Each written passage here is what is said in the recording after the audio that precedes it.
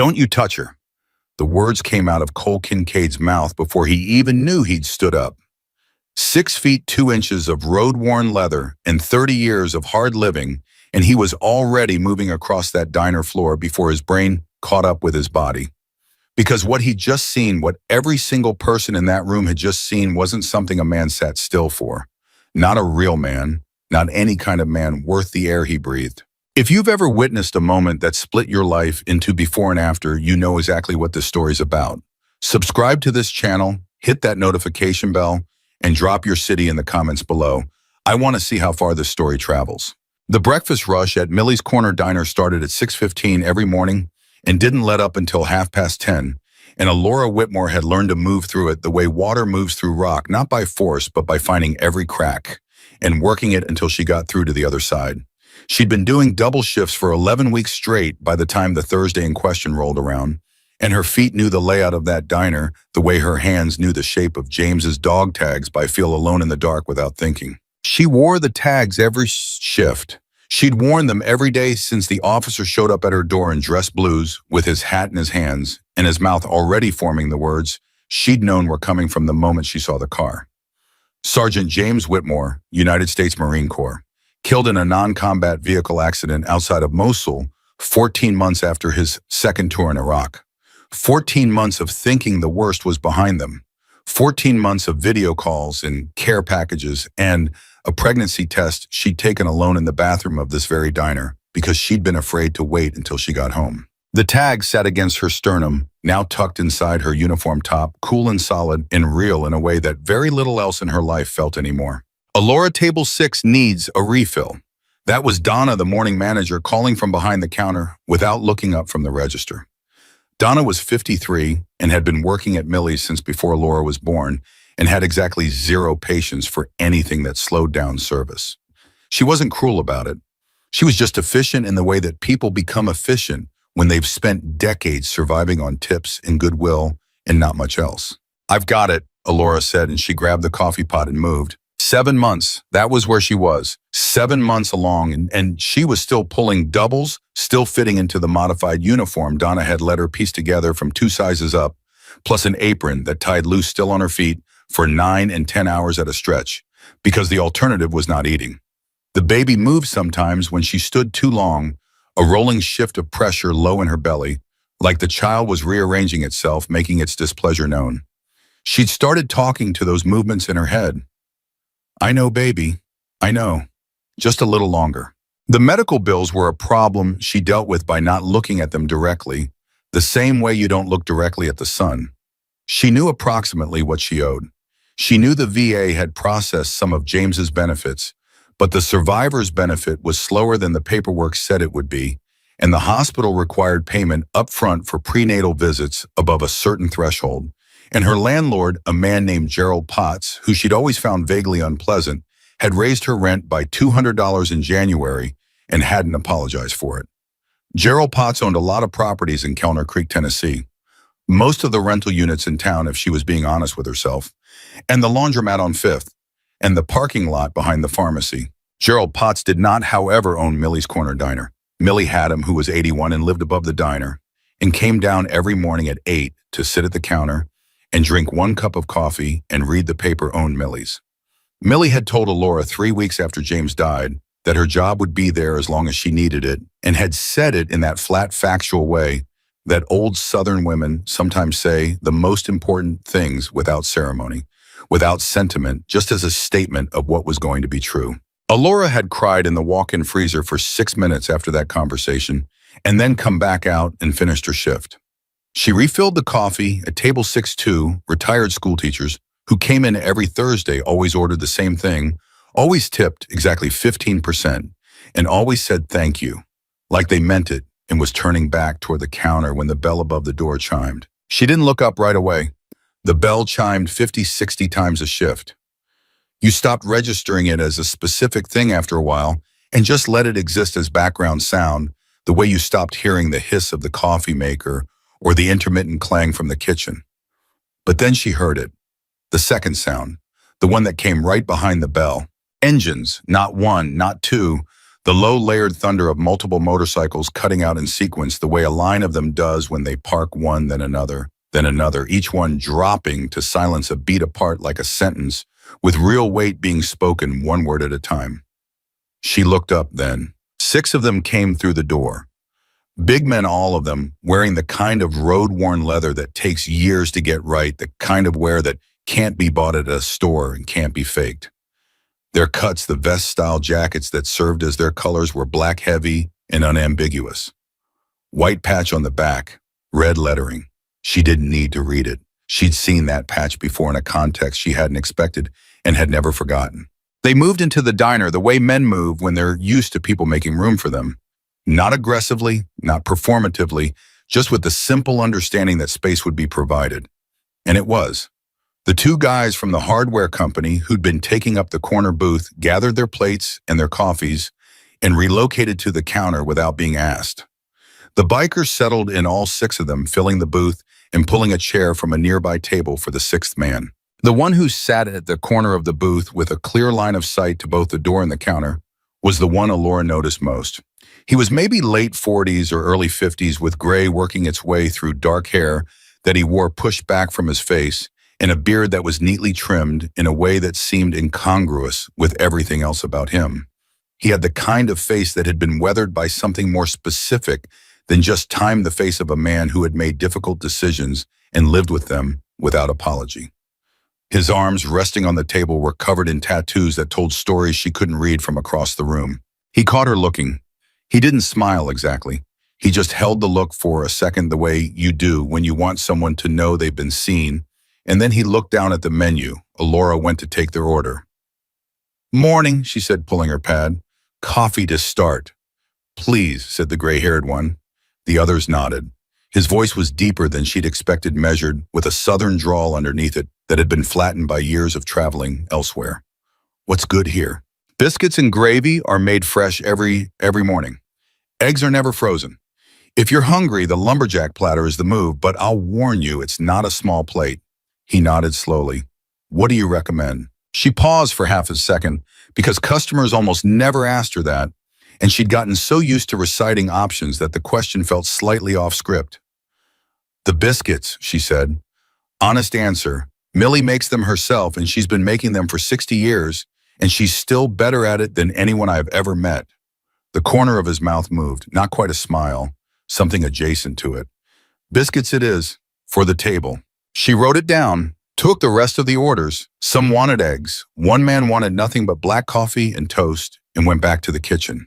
She heard them talking behind her low, and even the kind of conversation that happens between people who've known each other long enough that they don't need volume. She didn't try to listen. The morning moved the way mornings did. The retired teachers finished and left. A family with 2 kids came in and sat by the window. The hardware guys eventually left the counter and headed back to work. Alora moved from table to table, refilling, collecting, smiling at the people who smiled, nodding at the ones who didn't, keeping her feet moving, because if she stopped and stood still for more than a few seconds, the ache in her lower back became a specific, pointed thing that she didn't have the luxury of paying attention to. She was at the counter checking on an order when Donna appeared next to her. "You see who just came in," Donna said very quietly. Alora glanced up. "Came in a while ago. They ordered biscuits." "Not them." Donna's voice had changed in a subtle way, a slight tightening, a conscious flatness. "Him." The bell chimed. Alora turned. The man who walked in wore a gray suit that fit the way expensive things fit, like it had been made specifically for the body inside it, with no compromises. He was somewhere in his mid-50s, with silver hair combed back sharply, and a face that was handsome in the way that some predatory things are handsome, all clean lines and cold geometry. He wore no tie. The top button of his shirt was open, and somehow that detail felt deliberate, like everything about him was calculated for effect. He was not alone. 2 men followed him, and both younger, both wearing the kind of casual clothes that still managed to signal money: dark slacks, collared shirts, the kind of shoes that cost as much as Alora's monthly rent. They moved the way men move when they're paid to be adjacent to someone important, slightly behind, slightly alert, watching the room without looking like they were watching the room. Victor Castellano. She knew the name. Everyone in Kellner Creek knew the name. He'd been operating in the county for about 4 years, acquiring property, investing in businesses, or appearing to invest in businesses while quietly maneuvering people into positions of dependence. Gerald Potts, her landlord, had sold 3 of his properties to a company that everyone in town understood was ultimately Castellano's, though the actual ownership moved through 3 different LLCs before you got there. The parking lot behind the pharmacy, a strip of storefronts on Main, the old Waverly building that used to have a community center on the ground floor before it was renovated into something that was described as mixed-use development and that had so far been used for nothing. He scanned the diner the way a man scans a room when he's accustomed to everything in it belonging to him in some sense. And then he walked to the booth nearest the window, the best table in the house, the one with the light in the view, and sat down without asking if it was available. It was as it happened, but he hadn't checked. His 2 companions took a table nearby. Not with him. Nearby. Alora took a breath and went to take his order. "Welcome to Millie's," she said, reaching his table pad in hand. "Can I start you with some coffee?" He looked up at her slowly, the way someone looks when they've been waited for and found it acceptable.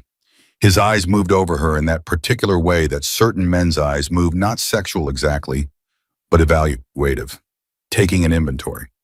She was used to it in a dull, tired way. She'd been used to it since she was 16. It never stopped being what it was, but you could get used to anything. "How long is the wait for food?" he said. "Shouldn't be more than 10 minutes for anything on the menu. 15 if you want something built." He made a small dismissive sound with the back of his throat. "I have a 9 o'clock. Then I'd recommend something simple. Eggs, toast, coffee. I can have that up in 6 minutes." He looked at her steadily for a moment. Then he said, "What's your name?" "Alora." "Alora." He repeated it the way people repeat words they're testing for usefulness. "That's unusual. My mother thought so." He smiled then. It was a smile she recognized, the kind that was shaped like warmth, but made entirely of something else. "I'll have the eggs. Scrambled. No toast. Black coffee, and I mean actually black. The last place brought me coffee that was still half cream from the pour." "I'll make sure it's right," she said. She turned to go. "And Alora." She stopped, turned back. "Slowly," he said. "I want it done right, not fast." She held his gaze for exactly the length of time that communicated she'd heard him, and then she went to the kitchen. Donna was behind the counter when she came back. "How'd that go?" "Fine," Alora said. "Scrambled black coffee." Donna didn't say anything else, but she watched Victor Castellano's table with the particular expression of someone who's been in a town long enough to know exactly how much trouble a person can cause and has been watching that trouble slowly grow for years. Alora delivered the coffee first. She poured it at the table, which she didn't normally do. Normally, she'd have brought a cup and let people pour from the carafe, but she'd read his energy correctly enough to know that appearing to have prepared it specially would cost her less than the alternative. She set the cup in front of him. He picked it up, drank, set it back down, said nothing. She took that as adequate. The eggs came up 7 minutes later. She'd clocked it, and she brought them out with the same careful, neutral attention she brought to everything. She set the plate in front of him and was already half turned to leave when he spoke. "These are overcooked." She stopped, looked back. The eggs were not overcooked. She knew what overcooked scrambled eggs looked like: dry, rubbery, broken down to granules, and these were not that. These were what the cook made when he was being precise. "I'm sorry they're not to your taste," she said. "I can have them remade. I shouldn't have to ask for them to be right the first time." "You're right. Do you want me to take them back?" "What I want," he said, leaning back in his chair slightly, "is for people to pay attention when I give instructions. I said scrambled, not wet, not dry. Scrambled. That seems like a clear word to me."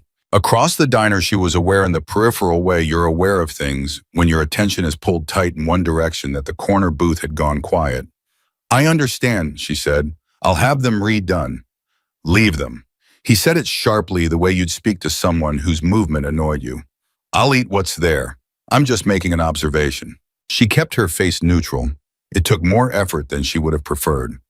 "Let me know if there's anything else I can get you." She turned. She made it back to the counter. She set her pad down and put both hands flat on the surface for 3 seconds and breathed. "You okay?" Donna asked, not looking up. "Yes," Alora said. "Fine." She went back to work. He called her to the table twice more in the next 20 minutes for things that were not problems. Once to have the coffee cup removed and replaced with a new one. Once to tell her that the napkin was folded incorrectly, which was not a thing she'd previously understood to be a complaint a person could make in a diner in Kellner Creek, Tennessee. Each time she went, each time she managed it, each time she came back to the counter and reset herself. The third time he called her over, Millie was at the counter. 81 years old, small and precise in her movements, with white hair and eyes the color of creek water on a clear day. Millie had him watch Victor Castellano the way a woman watches something she's known for years was going to be a problem and has been bracing herself for the moment it became one. He's going to do something, Millie said quietly when Alora passed her on the way to his table. He's a difficult customer, Alora said. He's not a customer, Millie said. He's a message. Alora didn't have time to parse that before she reached the table. My coffee is cold, Castellano said. It wasn't. She checked the temperature before she'd brought the pot over for a top-off less than 8 minutes ago. But she said, I'll get you a fresh pour, and reached for the cup. His hand closed around her wrist. Not hard, not rough. Just his hand on her wrist, stopping her from picking up the cup. The contact lasted maybe 2 seconds. But the diner felt it. The murmur of conversation dimmed. Not to silence, not yet, but noticeably. The way a room dims when something wrong enters it. Alora looked at his hand on her wrist. Then she looked at his face. I'd like you to take your hand off my arm, she said. She said it quietly and without inflection, the way you say a thing you need to be heard. He let go. He smiled. Just getting your attention. You have it, she said. What do you need? I'm wondering, he said, and his voice had shifted into something more casual, more expansive, like he was settling into a conversation he'd already decided was going to go the way he wanted. How long you've been working here? You seem very committed to the role.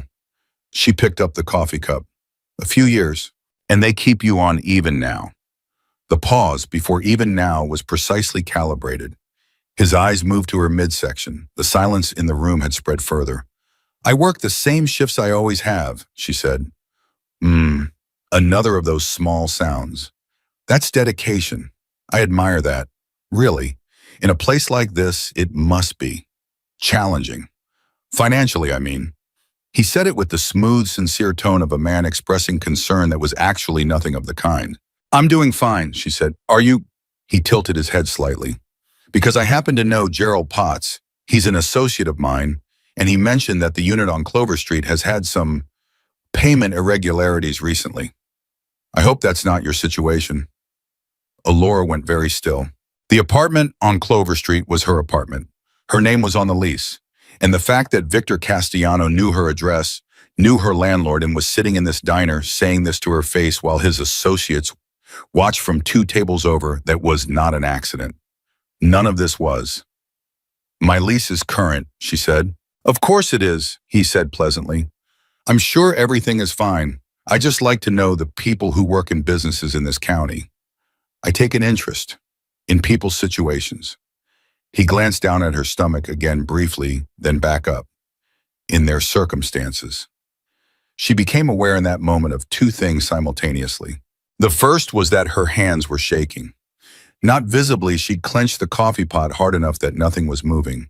But internally, the tremor was there deep in the muscles, the kind of shaking that happens before you've consciously admitted to yourself that you're afraid.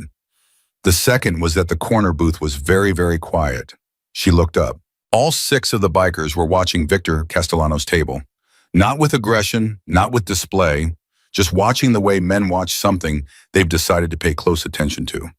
The gray-haired one, the one who'd caught her eye earlier, was sitting with both forearms on the table, absolutely still, and his eyes were on Castellano the way a compass needle is on north. Fixed, unwavering. She set the coffee pot down on Castellano's table, not his cup the table, and said, I'll give you a few minutes. And she walked away before he could respond. She made it to the kitchen. She stood with her back to the pass-through and pressed the back of her hand to her mouth and breathed through her nose and did not cry because she was on shift, and crying on shift solved nothing. And she had tried to build herself into the kind of woman who could hold things until she had the privacy to let them go. The cook, a man named Randy, who'd been at Millie's for 16 years, and kept his personal observations largely to himself, looked at her once and said, "You good?" "Yes," she said. He nodded and turned back to the griddle. She was at the pass-through 60 seconds later, picking up an order for table 4. She carried it out. She delivered it.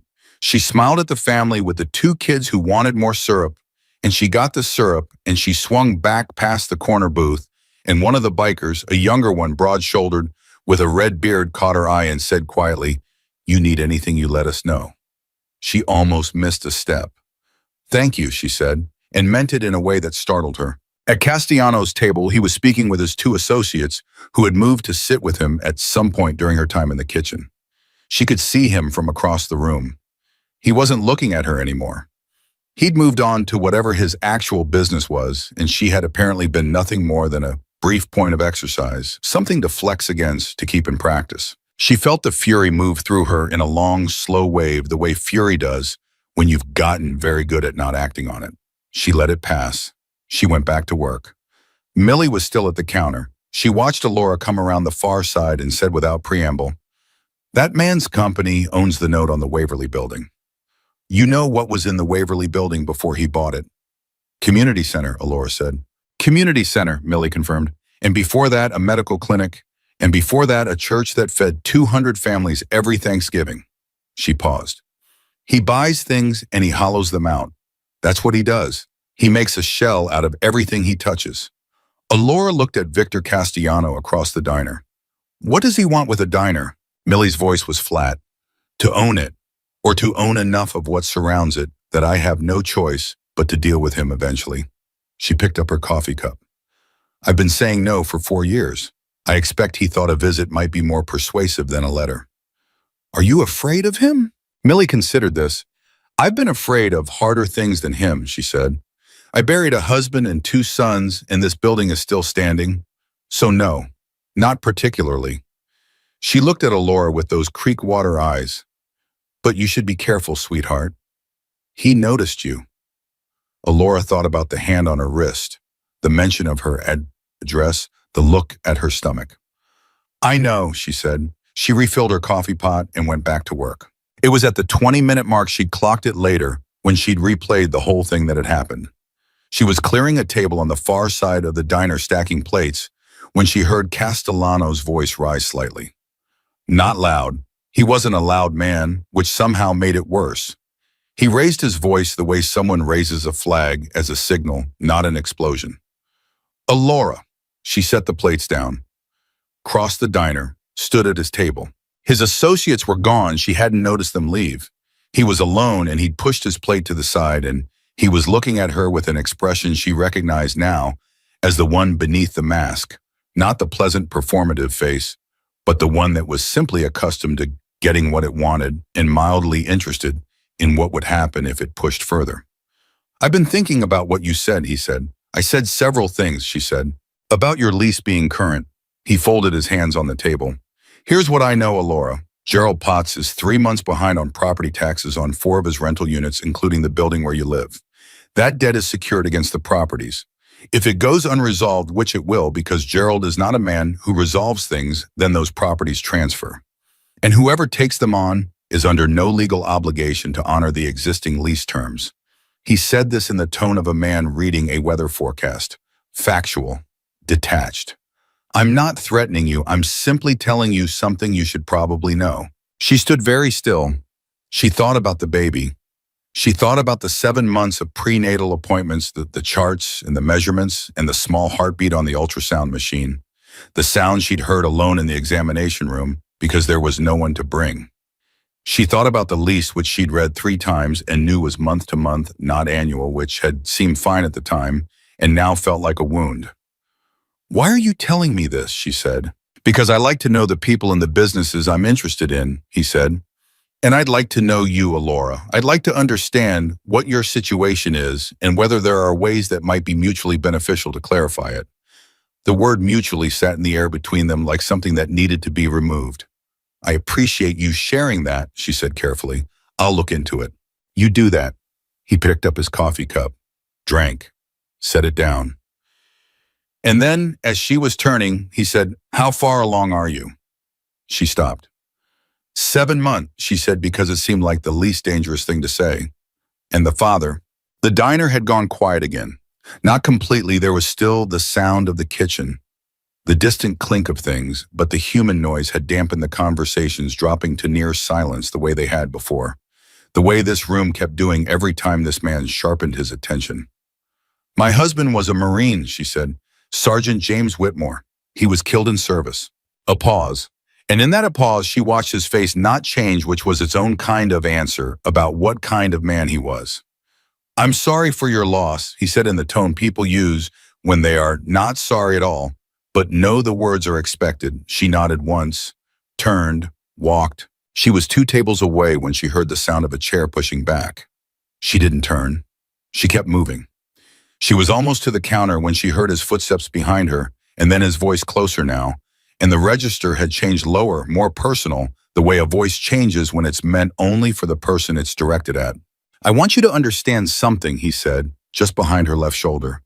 I'm not your enemy. I could be very helpful to a woman in your position, but I need to know that you're someone worth helping. He paused. Think about it. She turned then because she wasn't going to have him at her back. He was very close. Closer than a customer should be to a server, closer than propriety allowed. And she could smell his cologne and see the cold steadiness in his eyes, and she understood in that moment with complete clarity that the story Millie had told her about this man was absolutely true. He didn't want the diner. He wanted to prove he could have it the same way he wanted to prove he could make her afraid. The point was never the acquisition. The point was the demonstration. I'll think about it, she said and made her voice flat and even. He studied her for a moment. Then he smiled, the real version this time, not the performed one, and it was the smile of a man who'd decided the game was more interesting than he'd anticipated. He turned and went back to his table.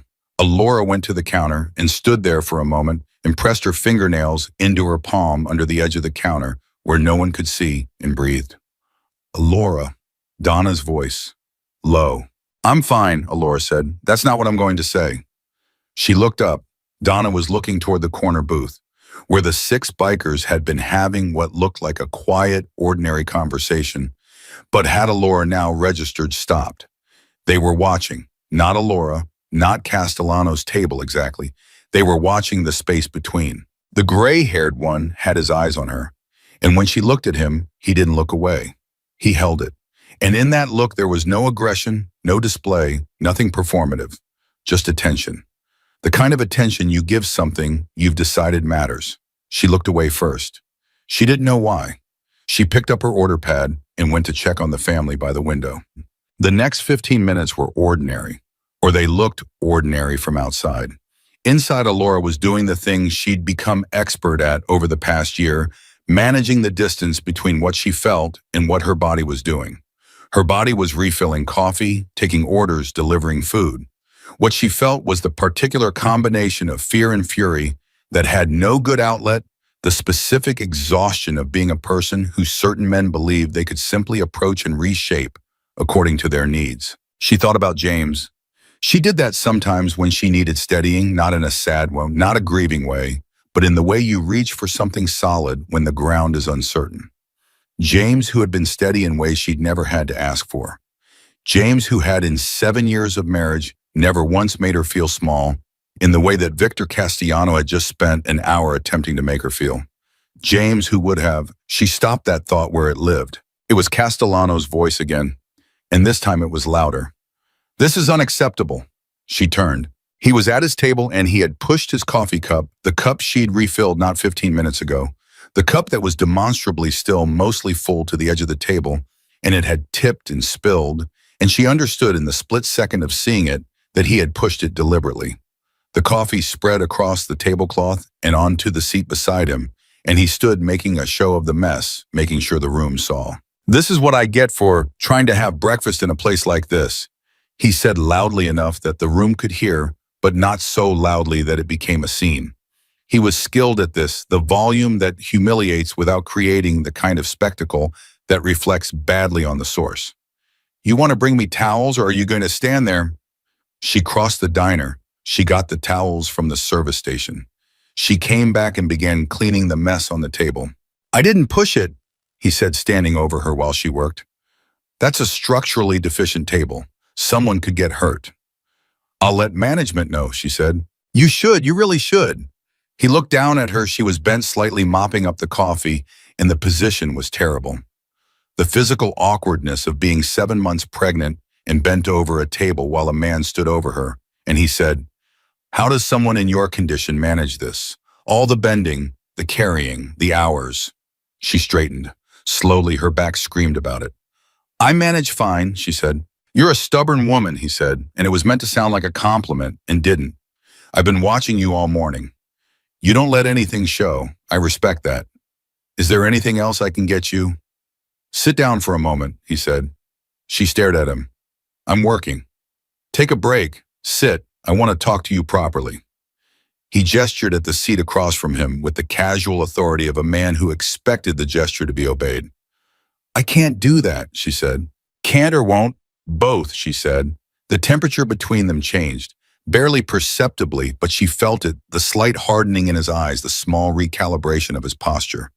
He'd been treating this as sport.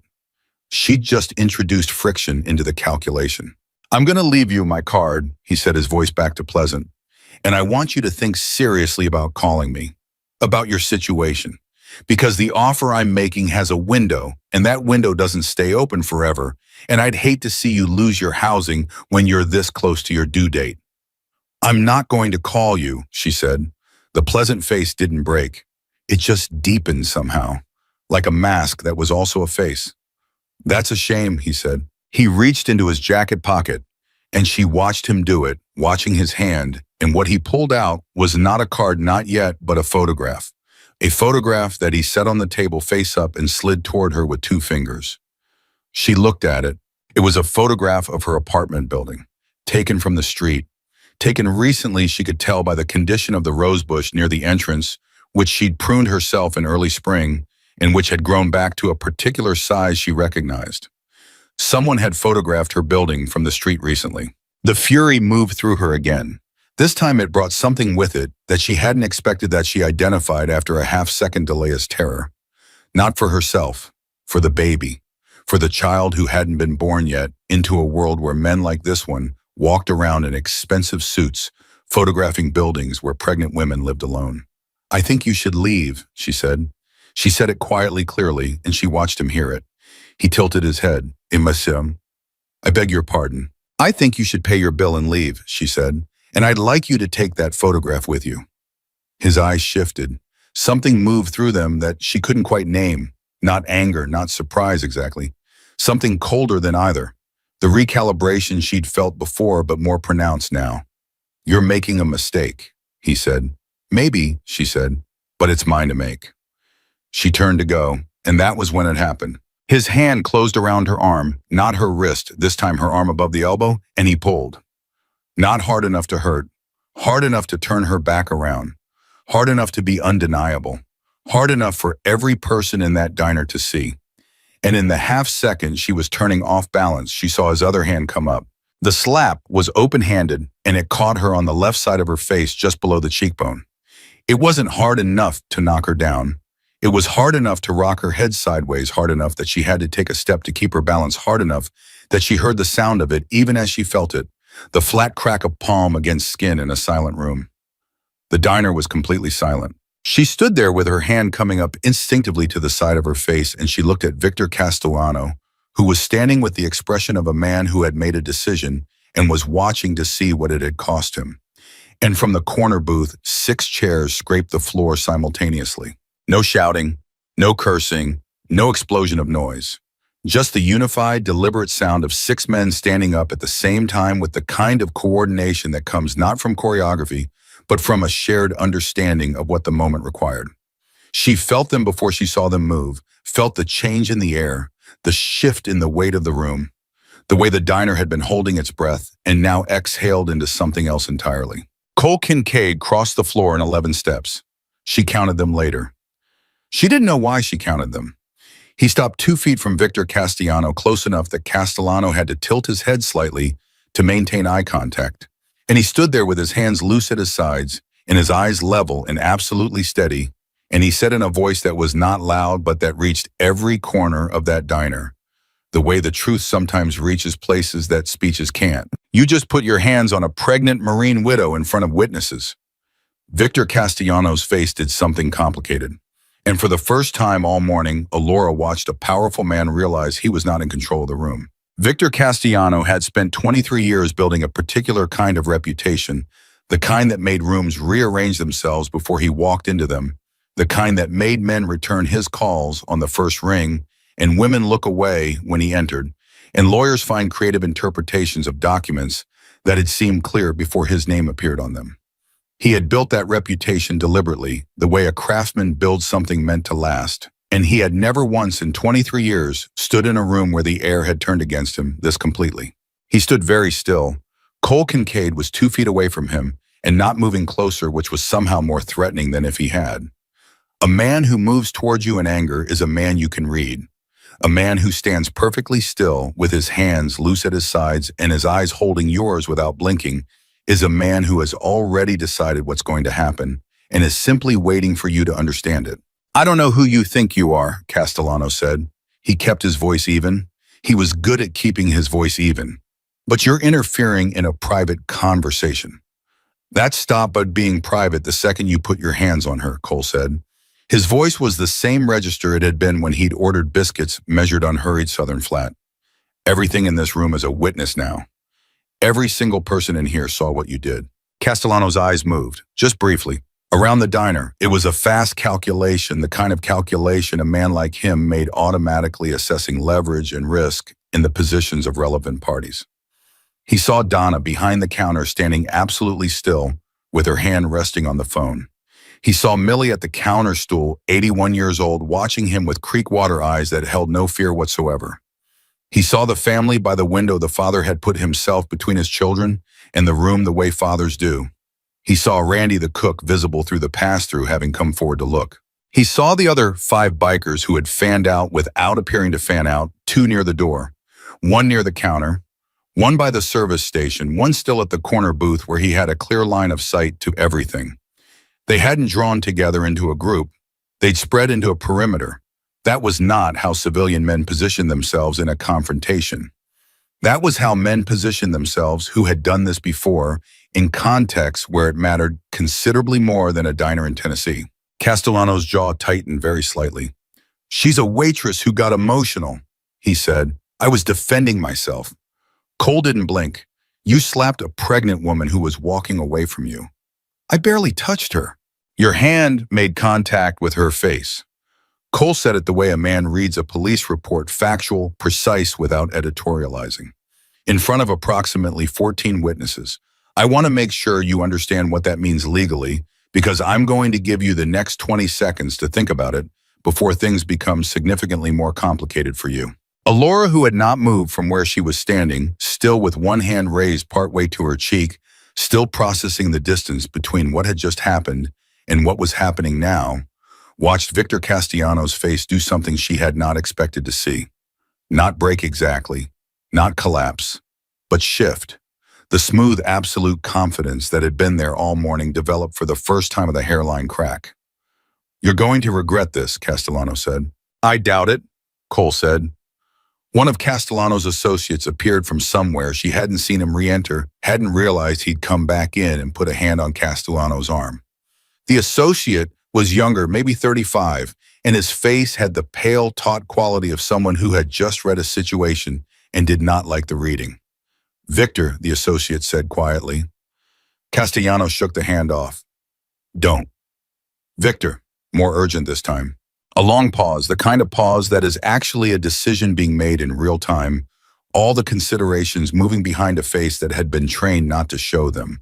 Then Castellano straightened his jacket, reached into his pocket, set 2 $50 bills on the nearest table, not his table, just the nearest one, as if the distinction were beneath him, and buttoned the single button of his suit jacket. "This isn't over," he said to Cole. "Most things aren't," Cole said. Castellano walked to the door. His associate followed. The second one materialized from near the restrooms and fell in behind them. The bell chimed, and then they were gone, and the door closed, and the diner held its collective breath for 3 more seconds before someone, the father by the window, let out a long, shaky exhale that broke the silence like a stone through ice. The room came back to itself. Not loudly, not with applause or commentary. People simply began moving again, the way people resume moving after something has passed that they weren't sure would pass. Conversations restarted at low volume. Donna picked up the phone receiver she'd been resting her hand on and set it back down. Cole turned from the door and looked at Alora. She was still standing in the same spot. Her hand had come the rest of the way up to her cheek and was resting there. The side of her face where he'd hit her had gone slightly warm. She could feel the difference in temperature between the two sides of her face, and there was a dull ache at the cheekbone that she knew from basic biology would sharpen over the next hour before it faded. "Come sit down," Cole said. "I'm on shift," she said. "Donna," Cole said without turning. "Can she sit down for a few minutes?" "Alora, sit down," Donna said immediately.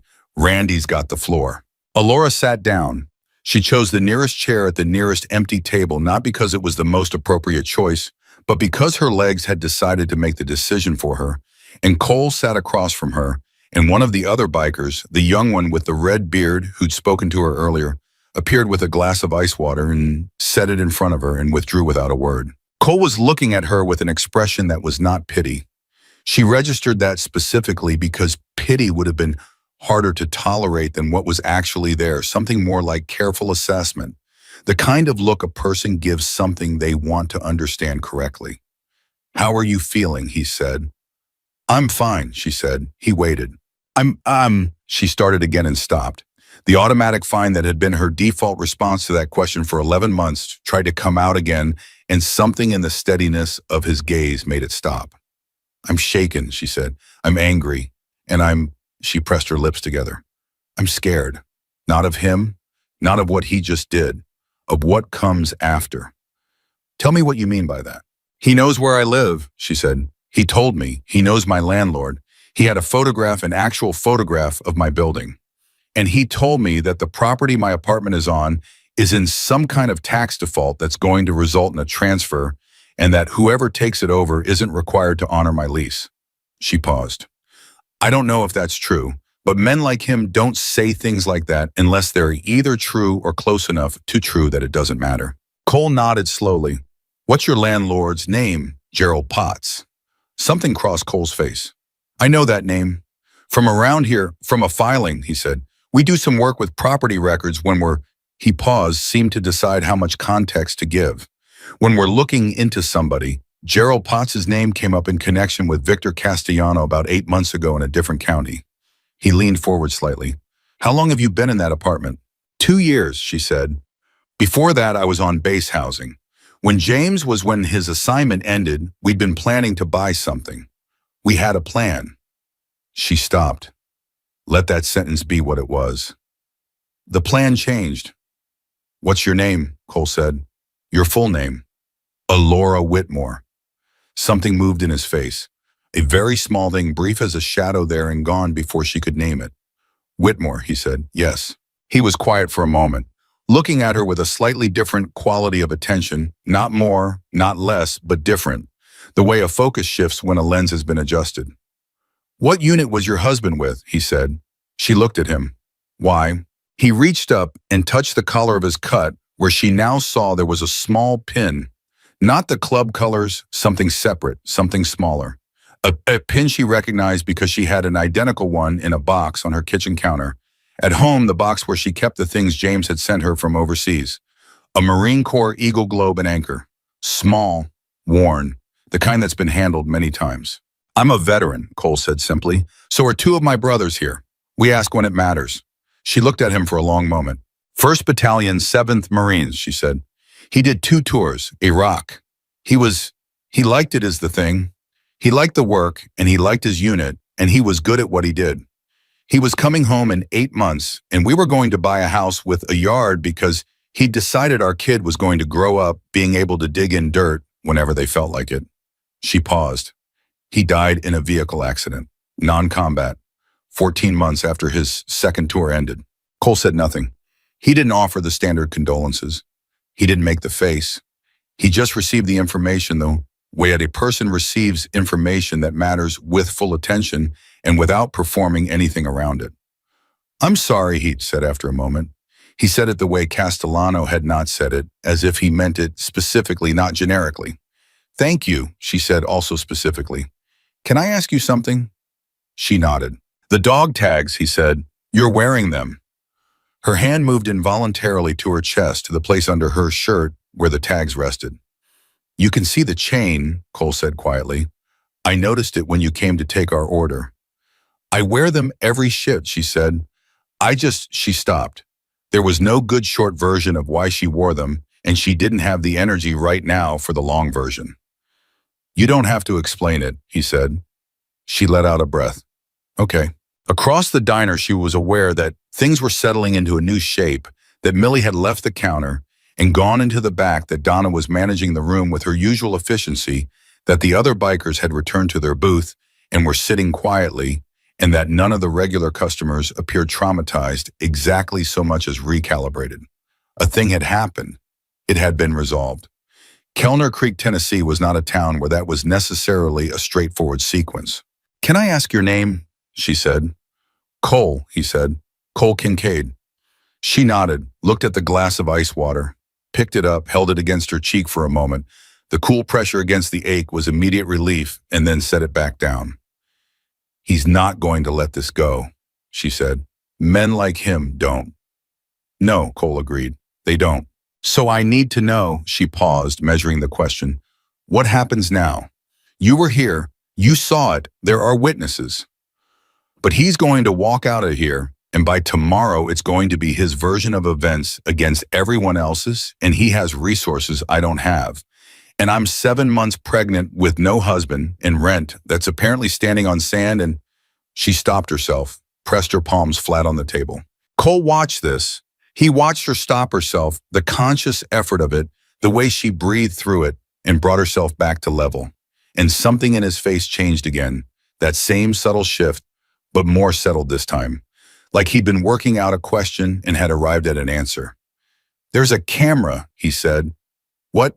Above the counter. I clocked it when we walked in. It's covering roughly 2/3 of this diner, including the table where he was sitting and the floor space where you were standing when he grabbed you. Cole's voice was completely level. Donna. Donna appeared at his elbow with the speed of someone who had been listening.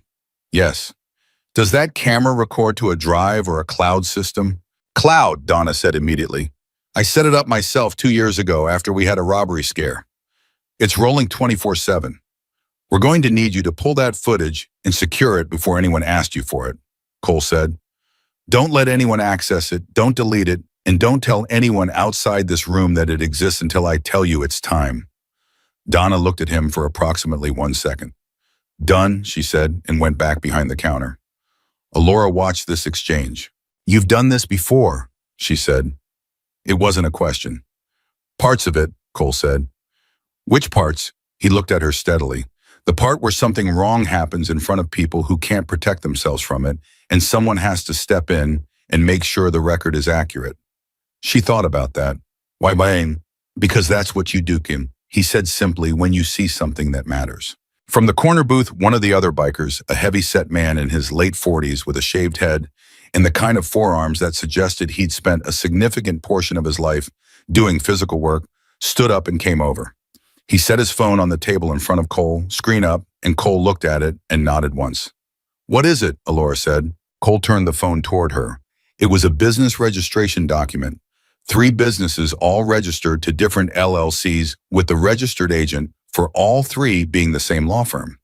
And at the bottom of the chain, if you followed the documented ownership trails, was a name she hadn't seen before. But that the biker with the shaved head, he'd introduced himself as Ox with the matter-of-fact brevity of someone who'd been called that for so long, it had replaced the other name indicated with one thick finger. Castellano Holdings, Ox said. That's the parent company for Gerald Potts's rental management operation. Potts thinks he's a landlord. He's actually a property manager for a company he doesn't fully understand that he signed with. Alora stared at the document. So Castellano already owns my building. Not officially, Cole said, but effectively. That's why he knew about the tax default. He's the one creating the conditions for it. That would be consistent with how he operates in other counties, Cole said. He creates a financial pressure, then positions himself as the solution to it. She looked up from the phone.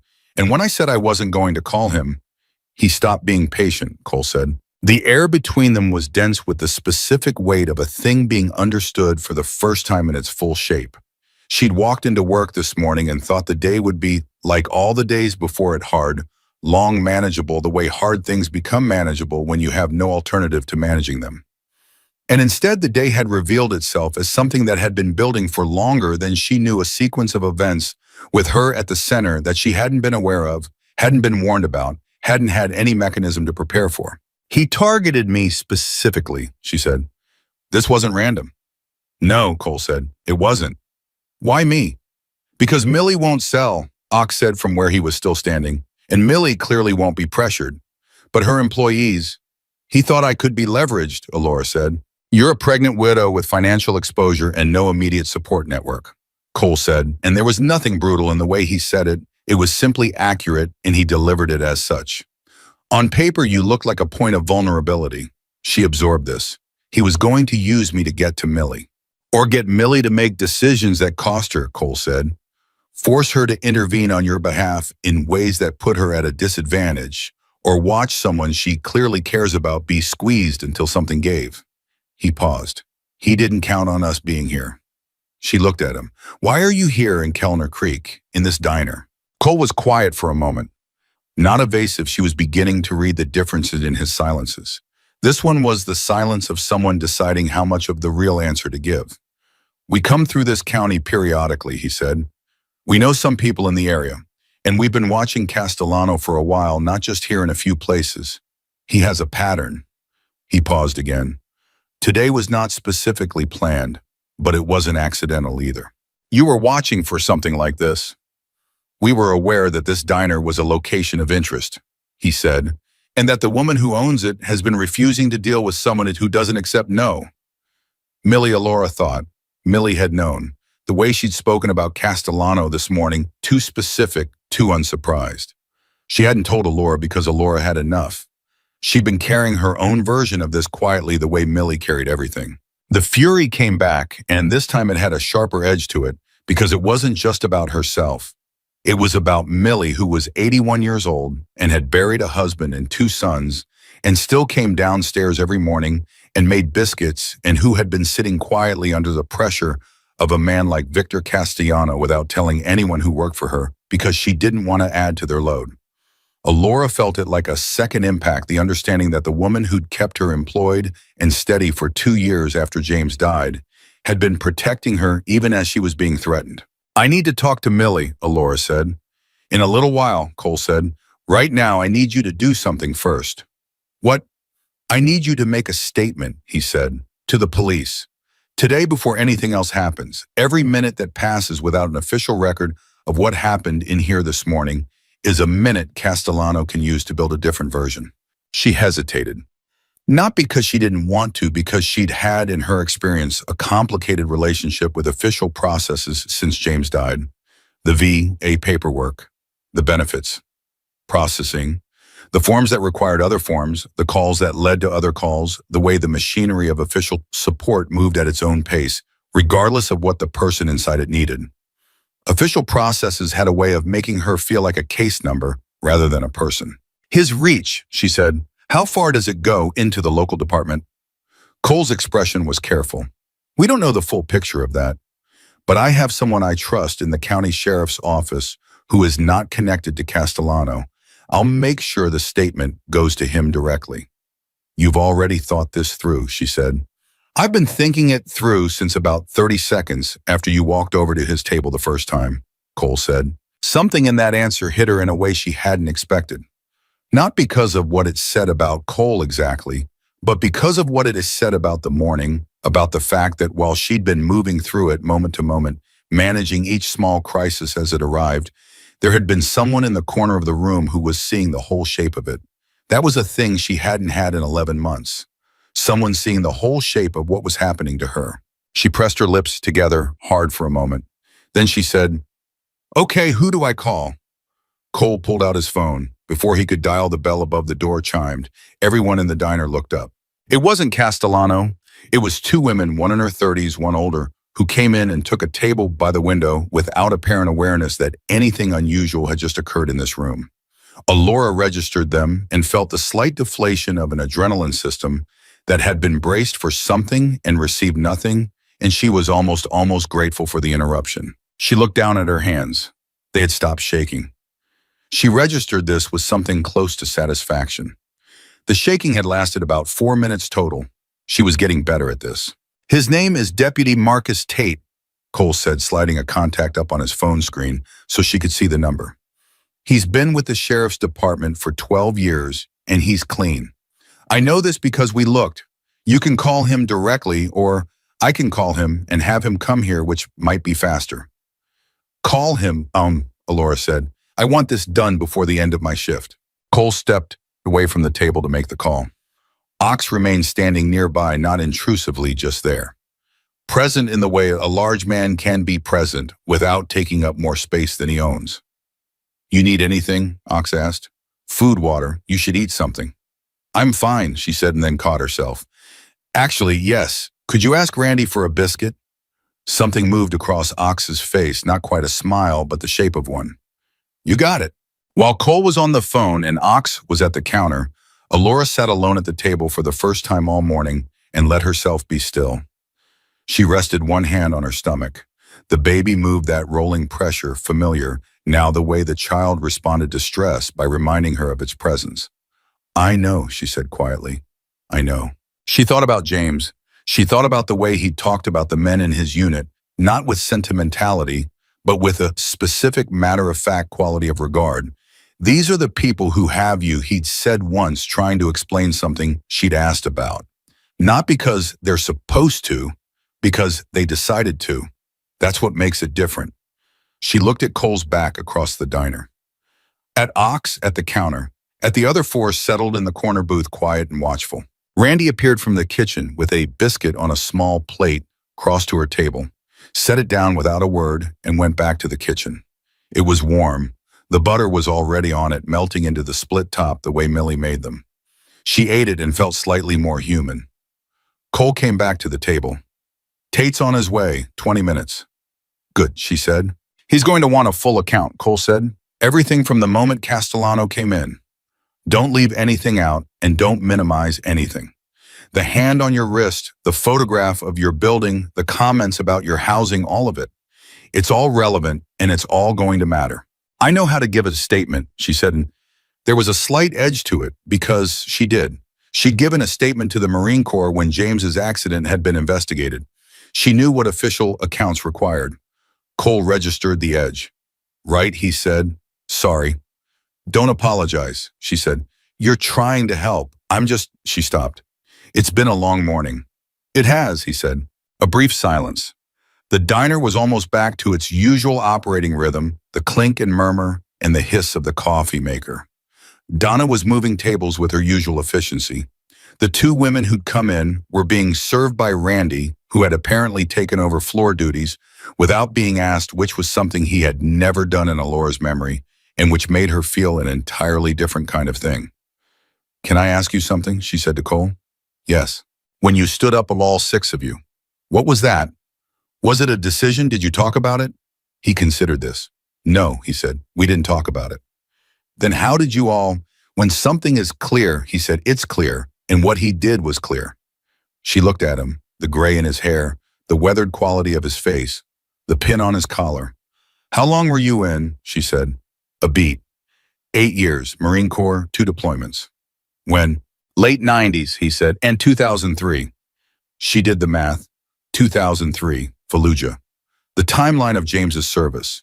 The things James had told her about the men he'd known, the units he'd been adjacent to, the particular brotherhood of that particular moment in that particular war. She almost asked. She stopped herself because she wasn't sure what she was looking for in the answer.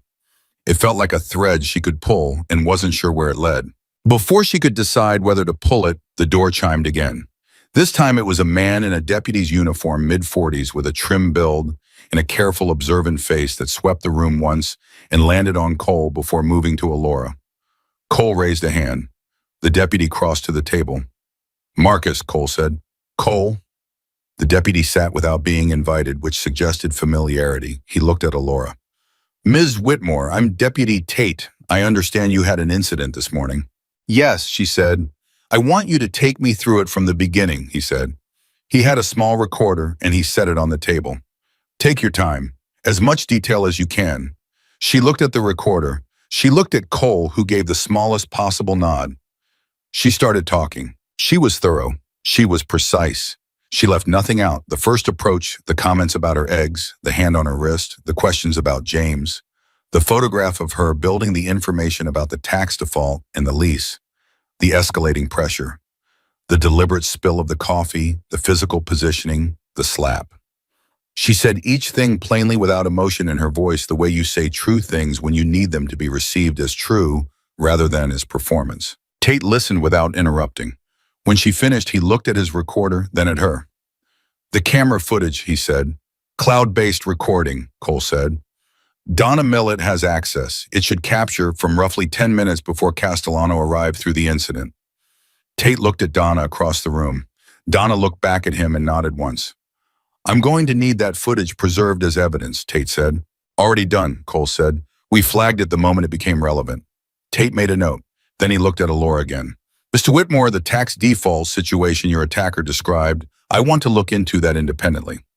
If what he said is accurate, that's a separate issue, but it's relevant context for understanding what he was attempting this morning. It's not just relevant context, Cole said. It's the mechanism.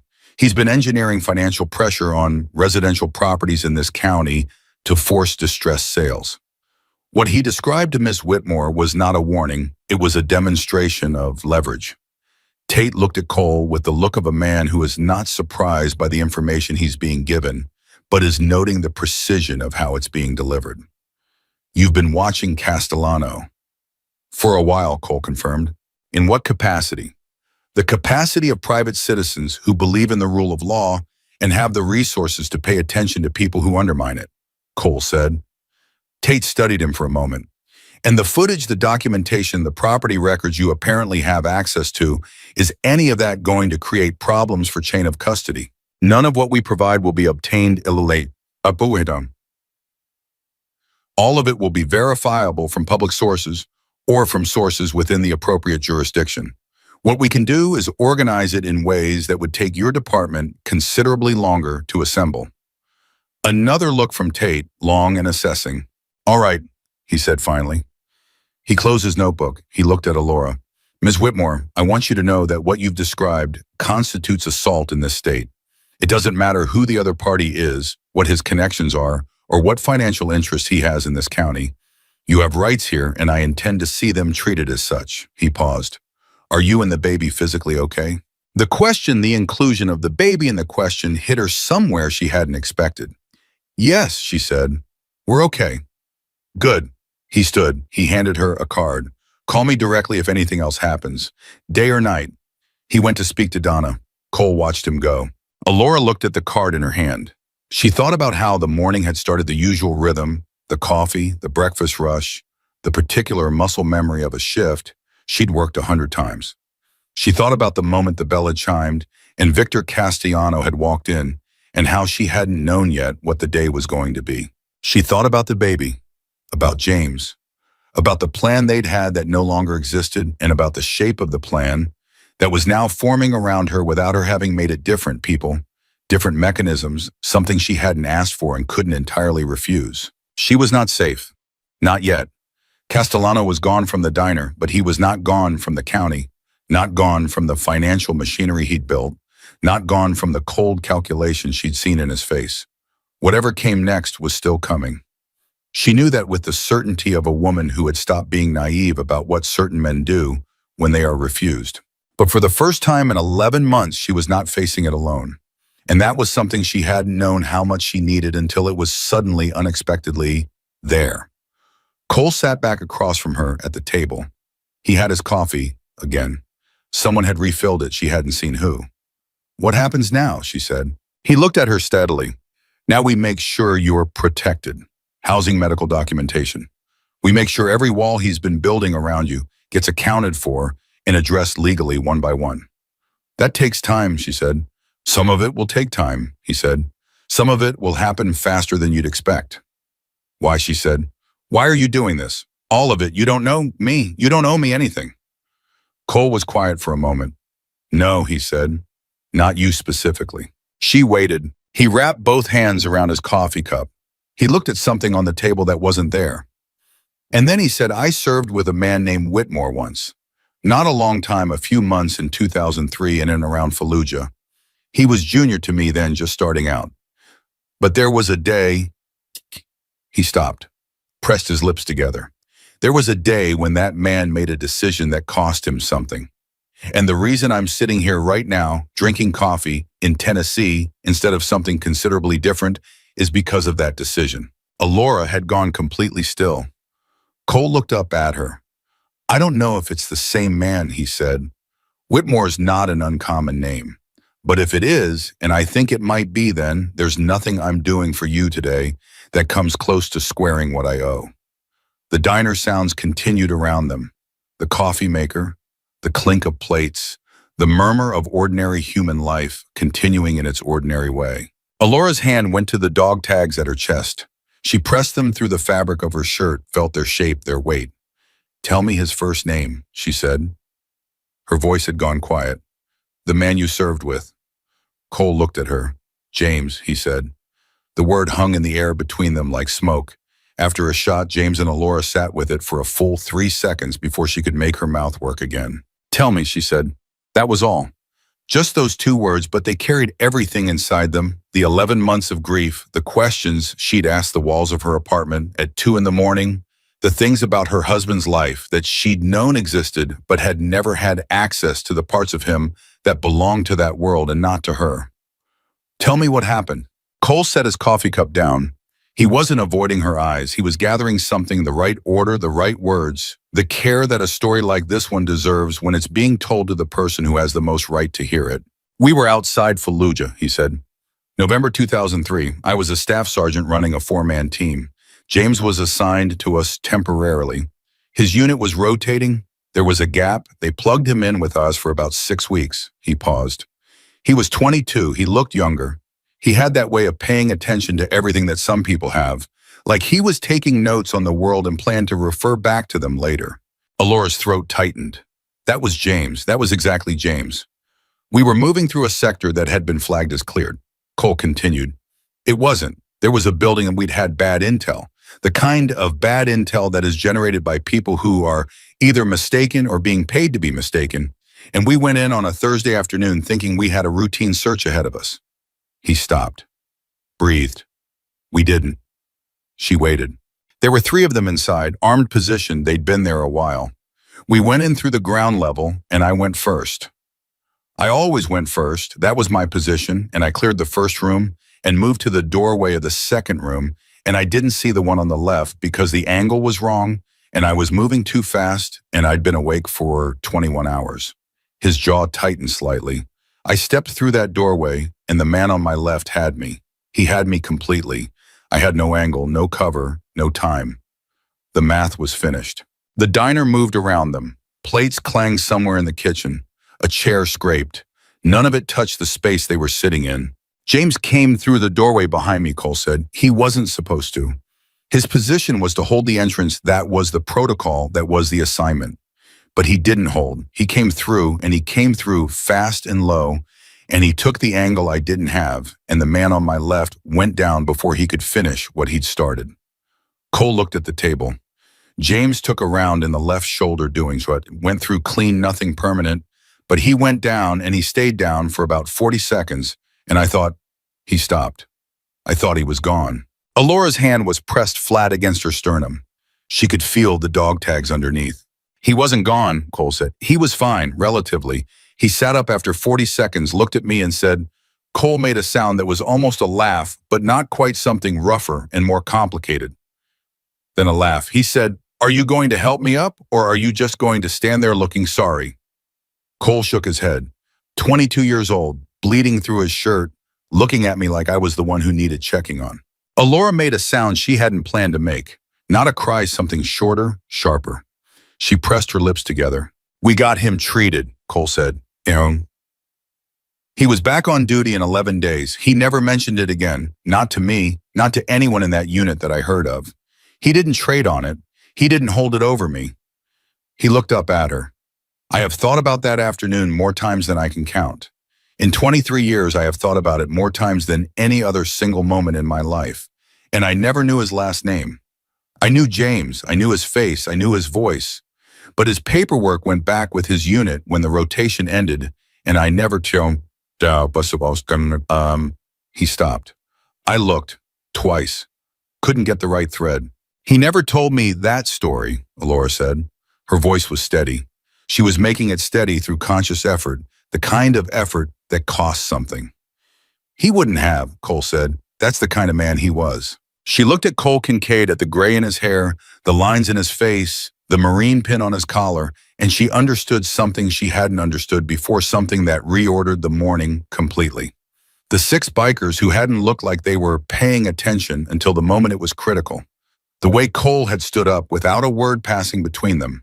The way he'd been watching Victor Castellano from the moment the man walked in, with the particular fixed quality of someone who had already made a decision and was simply waiting for the confirmation. He hadn't come into this diner by accident, and he hadn't stood up for a stranger.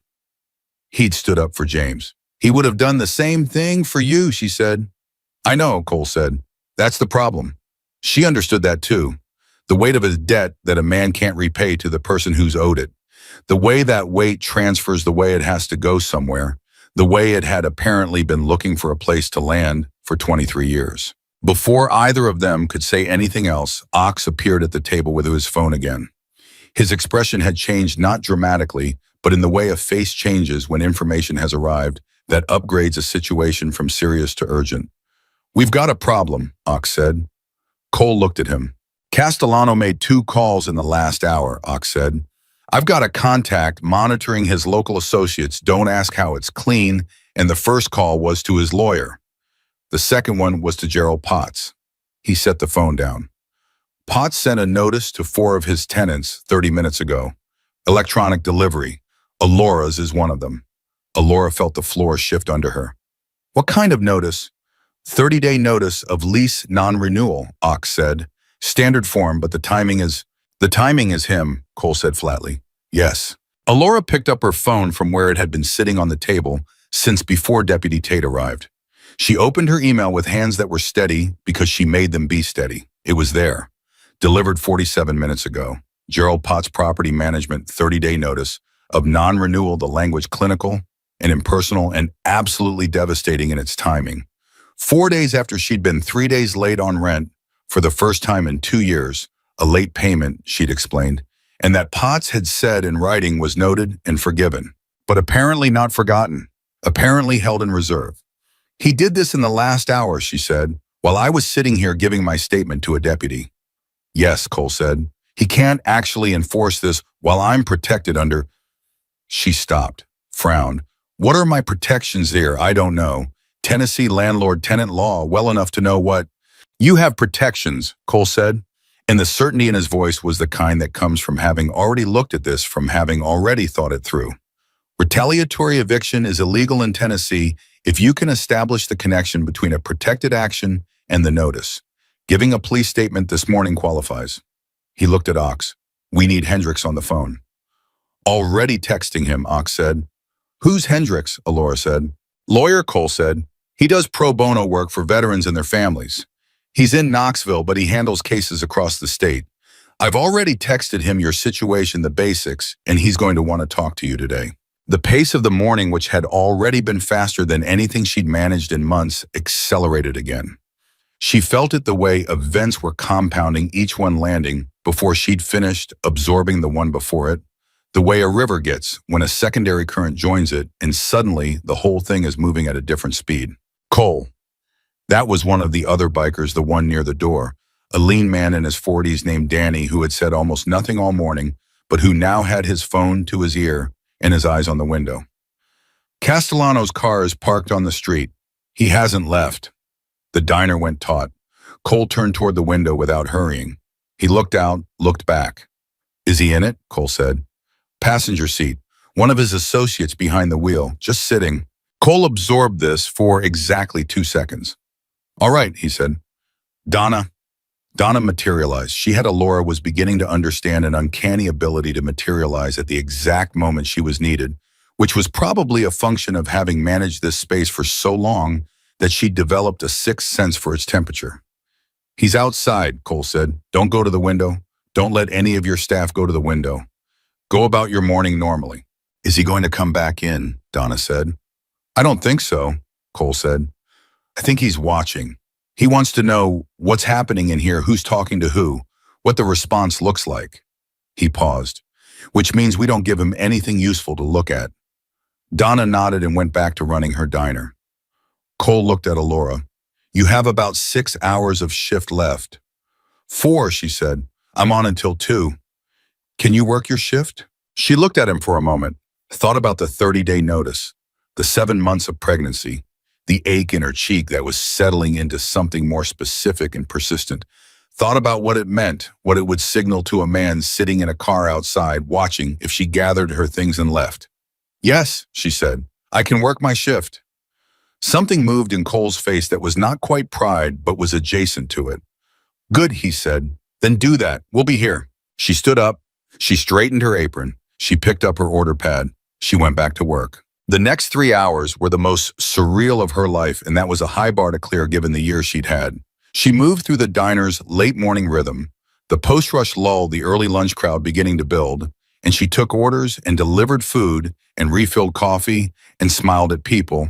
And in the corner booth, the 6 Hells Angels sat and did what appeared to everyone else in the room to be nothing in particular. They ate. They talked among themselves. They had more coffee. Danny went outside twice, not in the direction of Castellano's car, in the opposite direction, always back within 4 minutes. Millie came down from upstairs at 10:45. She did not look surprised to find 6 bikers still occupying the corner booth, which confirmed what Alora had suspected, that Millie had more context for all of this than she'd let on. She went to her usual counter stool. She ordered her coffee. She sat with her paper. And at 11, she got up and walked to the corner booth without being summoned, and she sat down across from Cole, and they talked for about 12 minutes in voices too low for Alora to hear. Whatever passed between them, Millie came back to her stool afterward with the particular expression of a woman who had confirmed something she'd believed but needed to hear out loud. At 11:15, Castellano's car was still parked outside. Danny, on his 3rd rotation, reported this with the brevity of a man who had done surveillance before and knew how to read patients as a tactic. At 11:23, something new happened. Alora was at the counter waiting on an order when the door opened and 2 men came in who were not Castellano and were not customers. She knew they weren't customers the way you know certain things without knowing how you know something in their posture, the way they scanned the room before finding a table, the deliberate quality of how they moved. They were young mid-30s, both in business casual that was slightly too careful to be incidental. They took a table in the middle of the diner. Cole had clocked them before they sat down. He looked at Alora, briefly, barely. It was more a question than a look. She gave the smallest possible shake of her head. She didn't know them. He looked at Ox. Something communicated between them that required no words. Ox got up, unhurried, entirely normal in affect, and walked to the restrooms, which happened to take him past the table where the 2 men had sat. He came back 2 minutes later, leaned toward Cole, and said something very quietly. Cole pulled out his phone, typed something, waited. 30 seconds later, read something. He looked at Alora. She came to the table on the pretext of offering more coffee. One of the cups on the far side needed topping, which gave her a reason to be close. The 2 men who just came in, Cole said without looking at her, his voice barely above the ambient noise. They're not law enforcement. They're private investigators. Likely Castellanos. She poured the coffee without her hand shaking. She was unreasonably proud of this. What are they here to do? She murmured. Document. Take note of who you're talking to. Build a narrative that he can use to complicate your statement. She was in contact with individuals connected to organized crime before making allegations. That kind of thing. Cole's voice was calm and slightly bored, as if he were discussing a menu item. Don't change anything you're doing. Work your tables. When you come to theirs, be exactly who you are. She went to their table. She smiled. She took their order. Both ordered coffee, Nothing else, which told her everything about their actual purpose in the diner. She brought the coffee. She said thank you and moved on. She was good at being exactly who she was. She'd had 11 months of practice at surviving in plain sight. At 11:40, a car pulled up outside that was not Castellano's. It was a county sheriff's vehicle. Two deputies got out. Deputy Tate was one of them. Through the window, she could see Tate walk directly to Castellano's parked car. She couldn't hear the conversation. She could see Castellano's window going down the brief exchange, the particular body language of a man who is accustomed to being treated with deference, finding himself in a conversation that is not deferential. The window went back up. The car, after a long pause, pulled away. The diner exhaled. He called it in, Ox said at Cole's elbow. Tate, he had the car running the plates before he even came in this morning. Good man, Cole said. The two private investigators finished their coffees, left 15%, and departed 7 minutes after Castellano's car. By the time the lunch crowd began filling in, the diner had an almost ordinary quality about it. If you didn't know what had happened in it 3 hours earlier, if you didn't notice the 6 bikers in the corner who'd been there since 6 in the morning, if you didn't look at the mark on the server's cheek that makeup hadn't fully covered because she'd been at work before she'd had time to try. Alora noticed that people regulars, people who knew her, people who'd seen what happened were tipping more, not performatively, quietly, leaving the bills on the table and walking out before she could say anything about it. The retired teachers came back in, which they never did for lunch, and ordered pie, which they never ordered, and left a $20 tip on an $8 order. And the older one, Mrs. Patricia Harlow, who taught high school English for 32 years in this county, put her hand briefly on Alora's arm on the way out and said, "You did good today, honey," and walked out before Alora could respond. She stood there for a moment with the weight of Mrs. Harlow's hand still on her arm. She was not going to cry on shift. She had established this as a firm policy and she intended to maintain it. She went back to work. At 12:30, Cole called her to the table. "Hendricks is available at 3, he said. "That gives you time after your shift. He wants to do a call me and him about the eviction notice. He's already pulled the property records and he thinks we have a very clean retaliatory eviction case, especially with the timeline and the existence of Tate's report." "Okay," she said. "There's more," Cole said. She waited. The tax default Castellano described this morning, Hendricks looked at the actual filing. What Castellano told you was real but incomplete.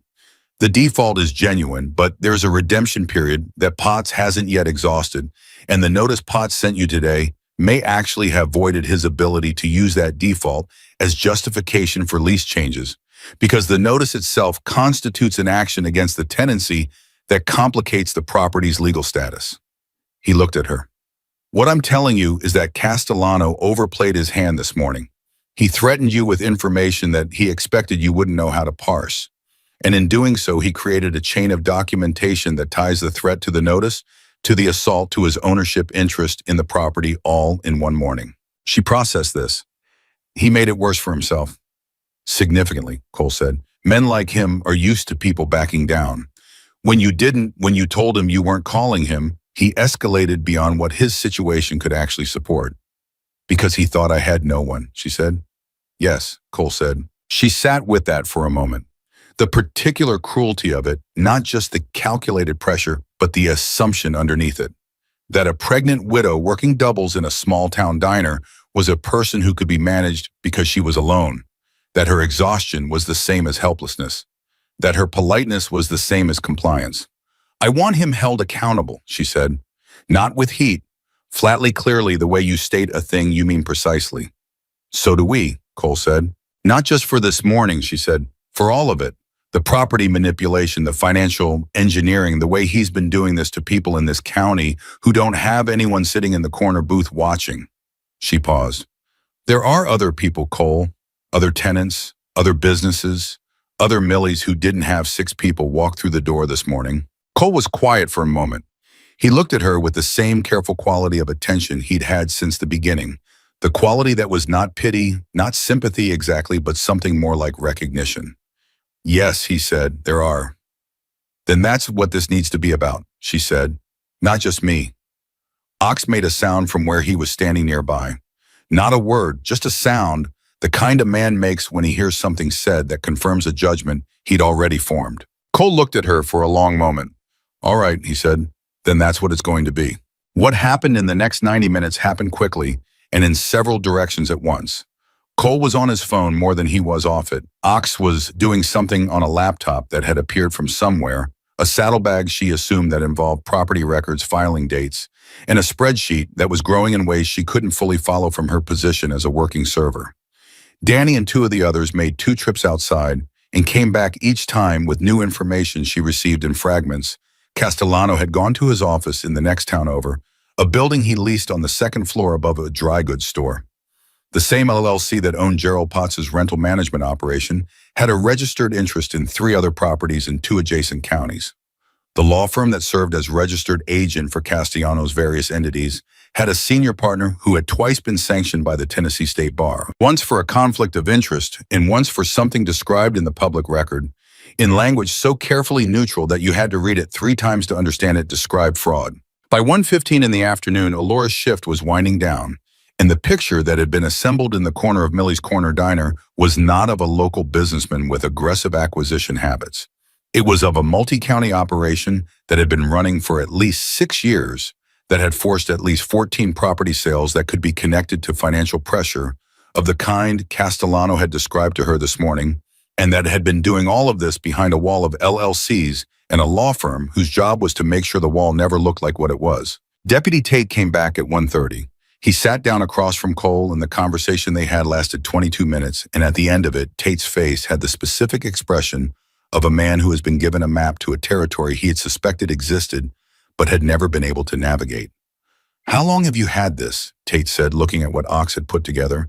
Parts of it 8 months, Cole said, the most recent pieces this morning. You understand I have to verify all of this independently before any of it can be used. I'd expect nothing less, Cole said. Tate looked at the screen for another moment. If this is what it looks like, it's what it looks like, Cole said. Then this isn't a local matter, Tate said. This is going to have to go up. Yes, Cole said, it is.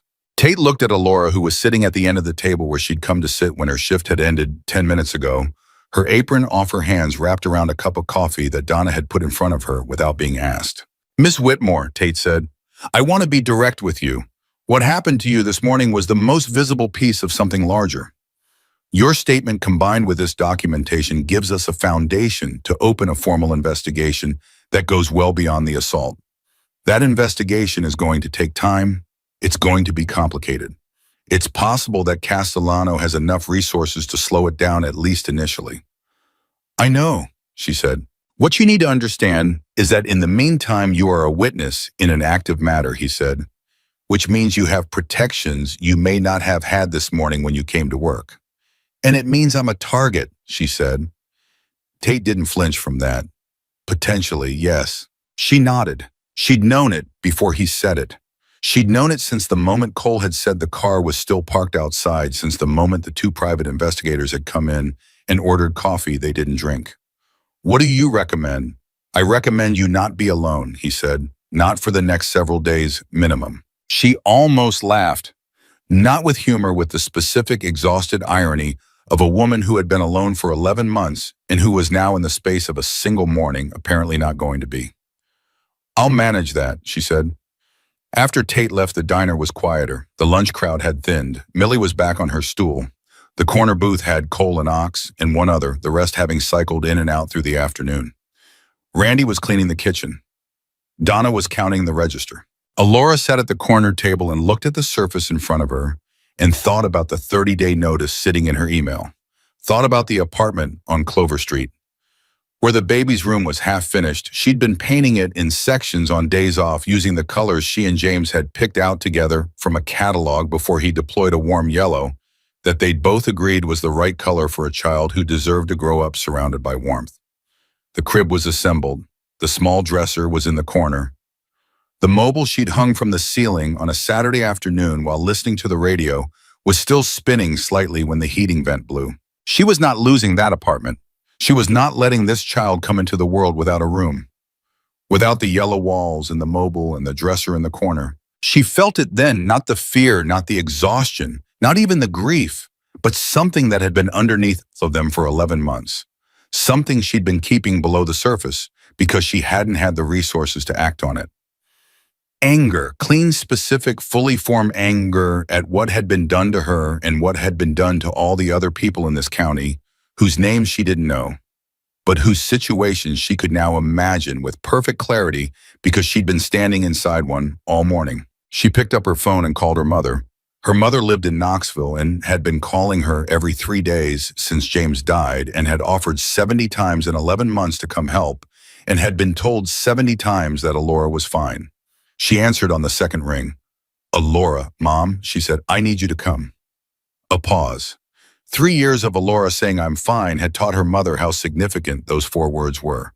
"I'm in the car in 40 minutes, her mother said. "Okay," Alora said. "Thank you." She hung up, set the phone down, looked up. Cole was watching her from across the diner, not intrusively, just with that same quality of steady attention.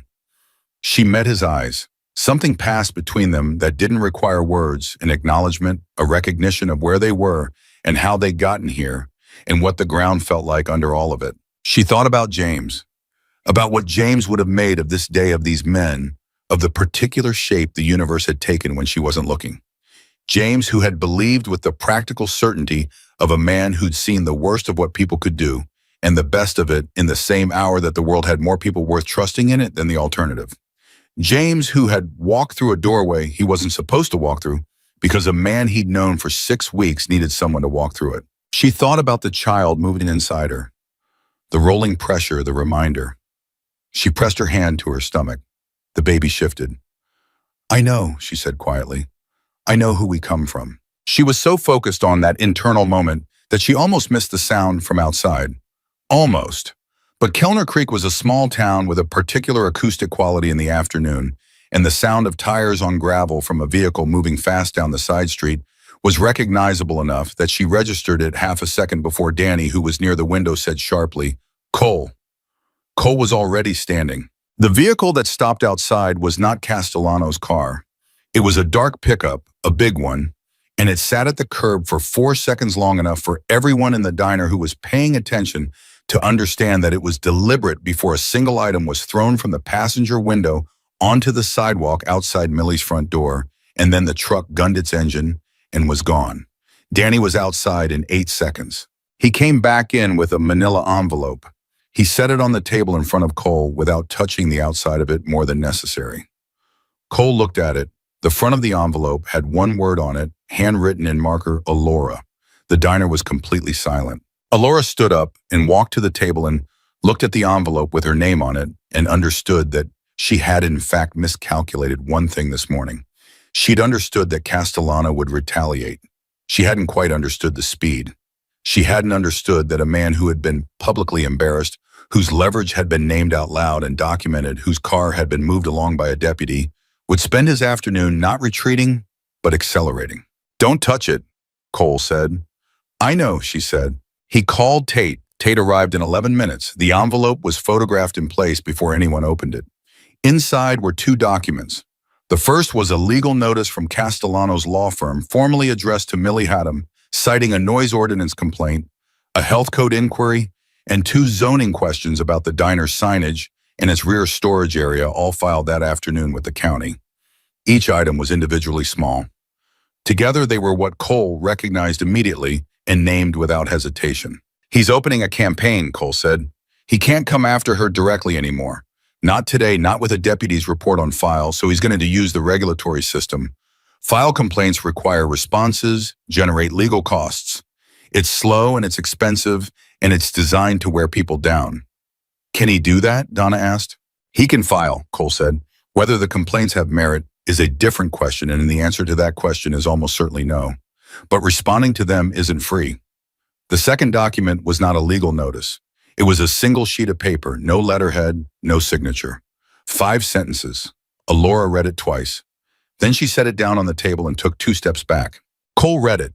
His face didn't change, not exactly, but something behind it went very still and very cold in the way a deep river goes cold, the temperature not on the surface but underneath where the current runs. The letter described in specific and deliberate detail the route that Alora drove home from work, the time she typically left, the parking situation at her building, The fact that she walked from the street to the entrance alone, and the observation that a woman in her condition alone at night in a parking area was in a situation that could easily become considerably more complicated. Nobody spoke. Then Ox said in a voice that was very quiet and completely flat, "That's a threat." "That's a threat," Cole confirmed. Tate was already on his radio. Alora stood in the middle of Millie's corner diner and felt the full weight of the day settle onto her.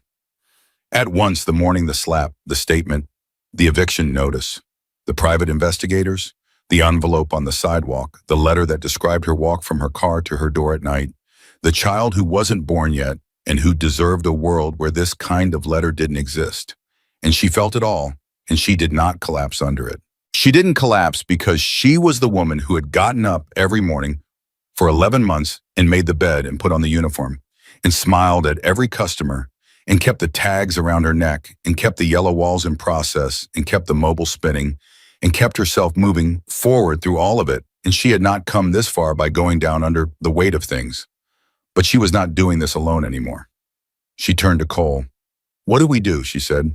And Cole Kincaid, who had been looking for 23 years for the place to put down a debt that had no other address, looked back at her with the settled certainty of a man who had finally found it. "We don't let him isolate you," he said. "Starting tonight, you're not going back to that apartment alone." "My mother's coming," she said. "Good.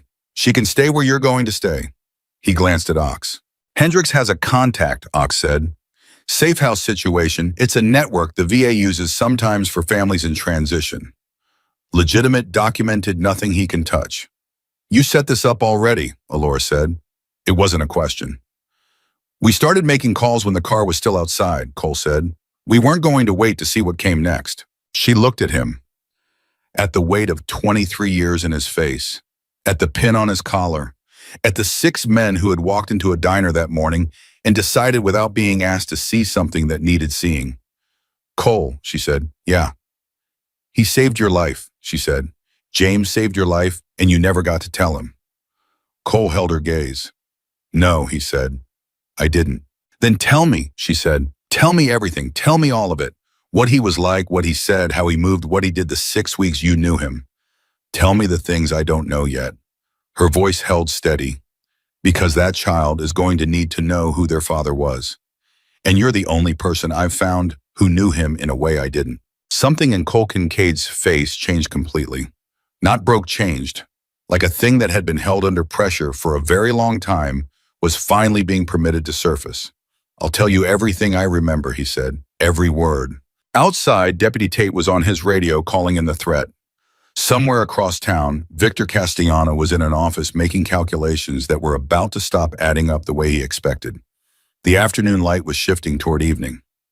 Alora's mother was on the highway doing 75 in a 55 because her daughter had called and said come, and she had come. And in the corner of Millie's diner, a woman who had been carrying a soldier's legacy alone for 11 months finally had somewhere to put some of the weight. Tate's radio call went up the chain faster than anyone in that diner had anticipated, and the reason it went fast was the specific language of the letter. The route, the timing, the parking area, the reference to a woman in her condition, which crossed a legal threshold that transformed the morning's assault charge into something with considerably more investigative gravity. By 4:15, a second sheriff's vehicle was outside.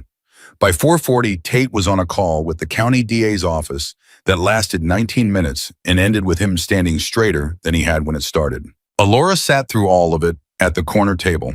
Her mother, Sandra Briggs, had arrived at 4:22. She'd done the drive in under an hour, which meant she'd driven the way mothers drive when they are frightened for their children and have decided that speed limits are a negotiable consideration. She was 61 with Alora's same dark hair gone mostly silver, and she walked into Millie's corner diner, clocked the sheriff's deputies and the bikers and her daughter's face in about 4 seconds, and sat down next to Alora and took both of her hands without saying a single word. That was the moment Alora came the closest to crying. She managed not to. She'd given herself a rule about the shift, and even though the shift was technically over, she was still in the building. "Tell me," Sandra said. Alora told her. Not everything, the full version, would take hours, and this wasn't the hour for it, but enough, the shape of the morning. Victor Castellano and what he'd done, Cole and what he'd said, The eviction notice, the envelope, the letter that described her walk from her car to her door. Sandra listened without interrupting. Her face went through several things while she listened, and Alora watched them pass: fear, then fury, then the particular controlled stillness. That was how Sandra Briggs had moved through every hard thing Alora had ever watched her move through. She'd buried a husband early, raised a daughter mostly alone, worked 30 years in hospital administration, and had the kind of practical toughness that comes not from never being afraid, but from being afraid and doing the next thing anyway. "Okay," Sandra said when Alora finished. "What do we need to do?"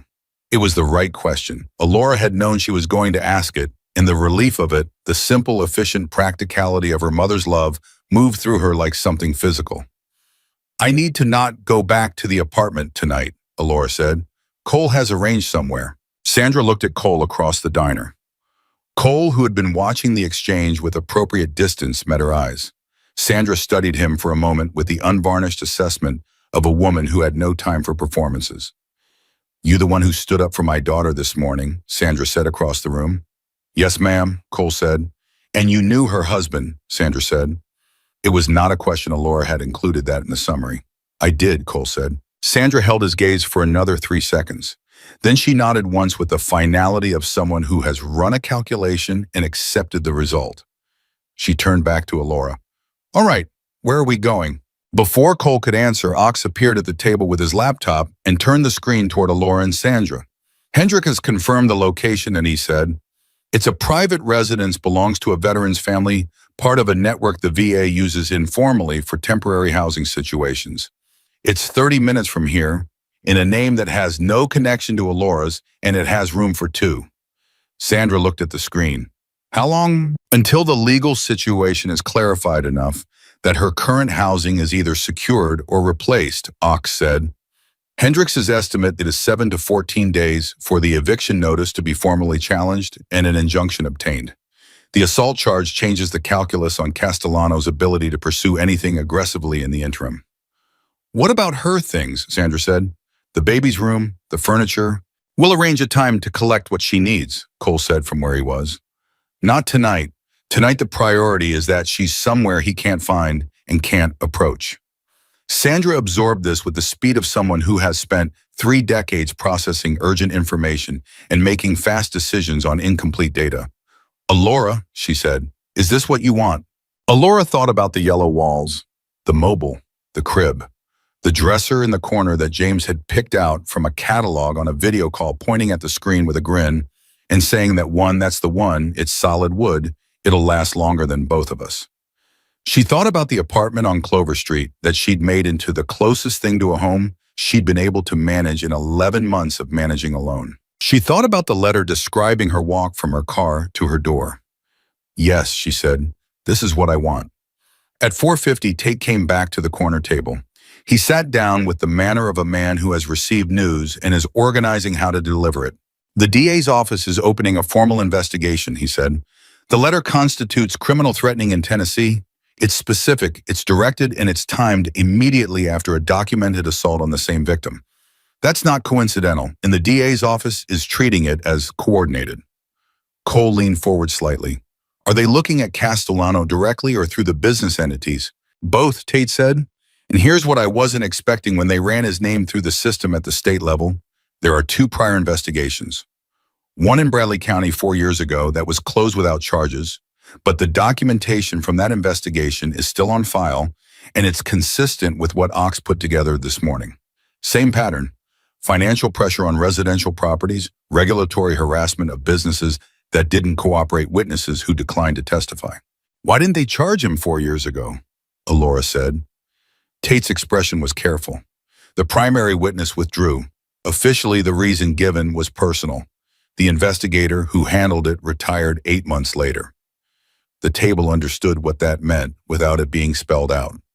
"The second investigation," Cole said. "Marion County 2 years ago, also closed.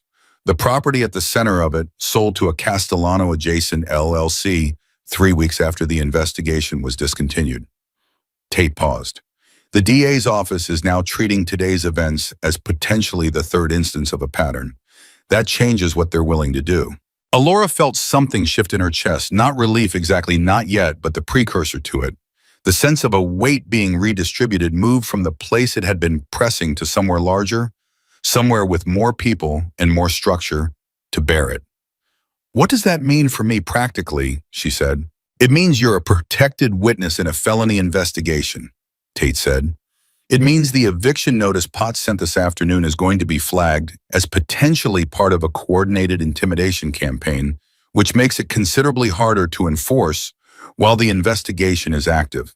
And it means that if Castellano or anyone associated with him makes any further contact with you," he paused, "it's not going to go well for them." Sandra Briggs made a sound beside Alora that was approximately 70% satisfaction and 30% something that would have been profane if she'd let it out fully. At 5:15, Cole's phone rang. He looked at the screen, stood immediately, and stepped away from the table.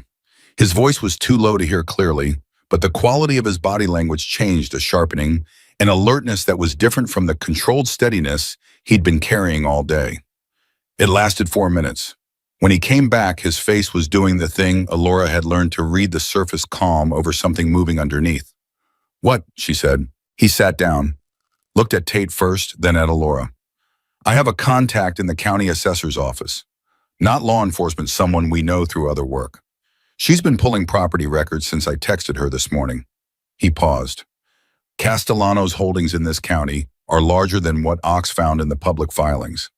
There's a second layer, 3 additional properties held through a real estate investment trust that's registered in Delaware, which is why it didn't show up in the Tennessee search.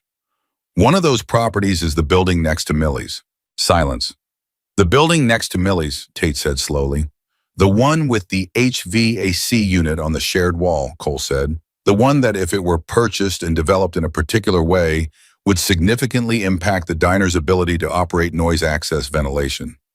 "He was going to box her in," Millie said. Everyone turned. Millie Haddam had gotten up from her counter stool at some point in the last few minutes and was now standing at the edge of the table, small and white-haired and absolutely composed, with her coffee cup in her hand and her creek-water eyes moving from Cole to Tate to the middle distance. "He was going to make staying here untenable," Millie said. "Not by buying this building, by making everything around it something I couldn't operate next to." She looked at Cole. "I've owned this building for 53 years. I know exactly what it would take to make it unworkable." She paused. "He was very thorough." "Was," Cole said. "Past tense is right." "Is he finished?" Millie asked, direct without ceremony. "He's not finished yet," Cole said. "But the shape of what he was building is now visible. And visible things are considerably harder to operate than invisible ones." He looked at Tate. "The Delaware Trust is going to need to be part of the DA's investigation." "I'll make that call tonight," Tate said. Millie nodded. She looked at Alora. She reached out and touched her cheek, the side where the mark still was, gently, with the brief and complete tenderness of a woman who has been storing that gesture for hours. Then she went back to her stool. By 6 in the evening, the plan for the night was set. Alora and Sandra would go to the safe house, Cole and Danny would follow, and confirm the location was clean before they left. Ox would remain in Kellner Creek to coordinate with Tate if anything developed overnight.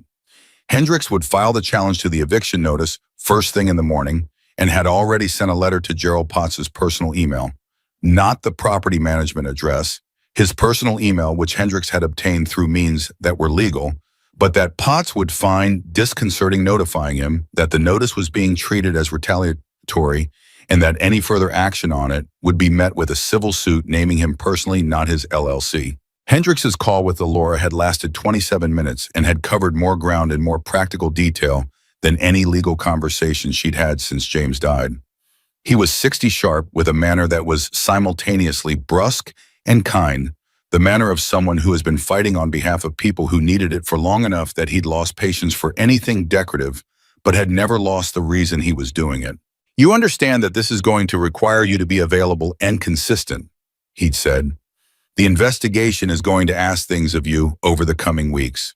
Documents, statements, follow-up calls. It's not going to be easy."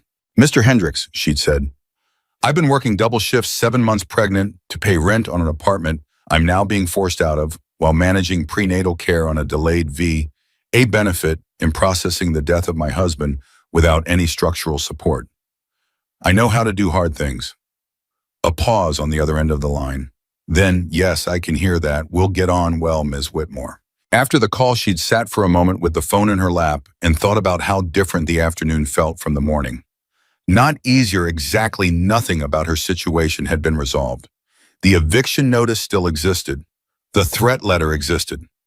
Castellano still had money and lawyers and a pattern of behavior that had successfully avoided consequences twice before. None of the walls he'd built had come down yet. They had only been named, documented, brought into the light where other people could see them. But named things were different from unnamed things. Documented things were different from invisible ones. And she was not alone in a way she had not been for 11 months. At 6:30, while Sandra was in the restroom and Tate had stepped outside to make calls and Donna was closing the diner down for the evening with the methodical efficiency of someone who had survived a significant day and intended to survive the next one, Cole sat down across from Alora one more time. "Before you go," he said, "I want to finish what you asked me." She looked at him. "You asked me to tell you about James," he said. "Everything I remember." "You don't have to do it tonight," she said. "You've already done Poecoa tonight," he said. "While it's still today, I've been waiting 23 years to say some of this to the right person, and I'd like to say it." She folded her hands on the table. "Okay," she said. He talked for 22 minutes. He told her things she hadn't known James at 22 in Fallujah, the specific way he'd moved through uncertain spaces. Careful and fast, with the kind of awareness that some people are born with and some develop under pressure. He told her about the 6 weeks, the bad jokes James had told that were genuinely terrible and somehow still made the whole unit laugh, the way he'd carried a worn paperback in his chest pocket that he read in every available moment, the way he talked about home with the specific precision of a man who knew exactly what he had waiting for him and intended to get back to it. He told her about the day in the building exactly as he'd described it before, but with more the detail of the 40 seconds he'd thought James was gone, the way time had moved during it, the specific relief of James sitting up and speaking the particular words the way James had looked at him. He told her about the shoulder wound which James had described to the medic as a minor inconvenience, and had told his unit commander he barely noticed which was a lie that everyone knew was a lie, and that James maintained with complete conviction. He told her that in his estimation, James Whitmore had been the kind of man that units were built around, without anyone planning it, the kind whose presence raised the quality of everything happening near him, not through leadership or authority, but through a baseline expectation of decency that everyone around him unconsciously rose to meet. Alora listened to every word. She stored every word. She put them in the same place. She kept the dog tags somewhere internal and solid and real.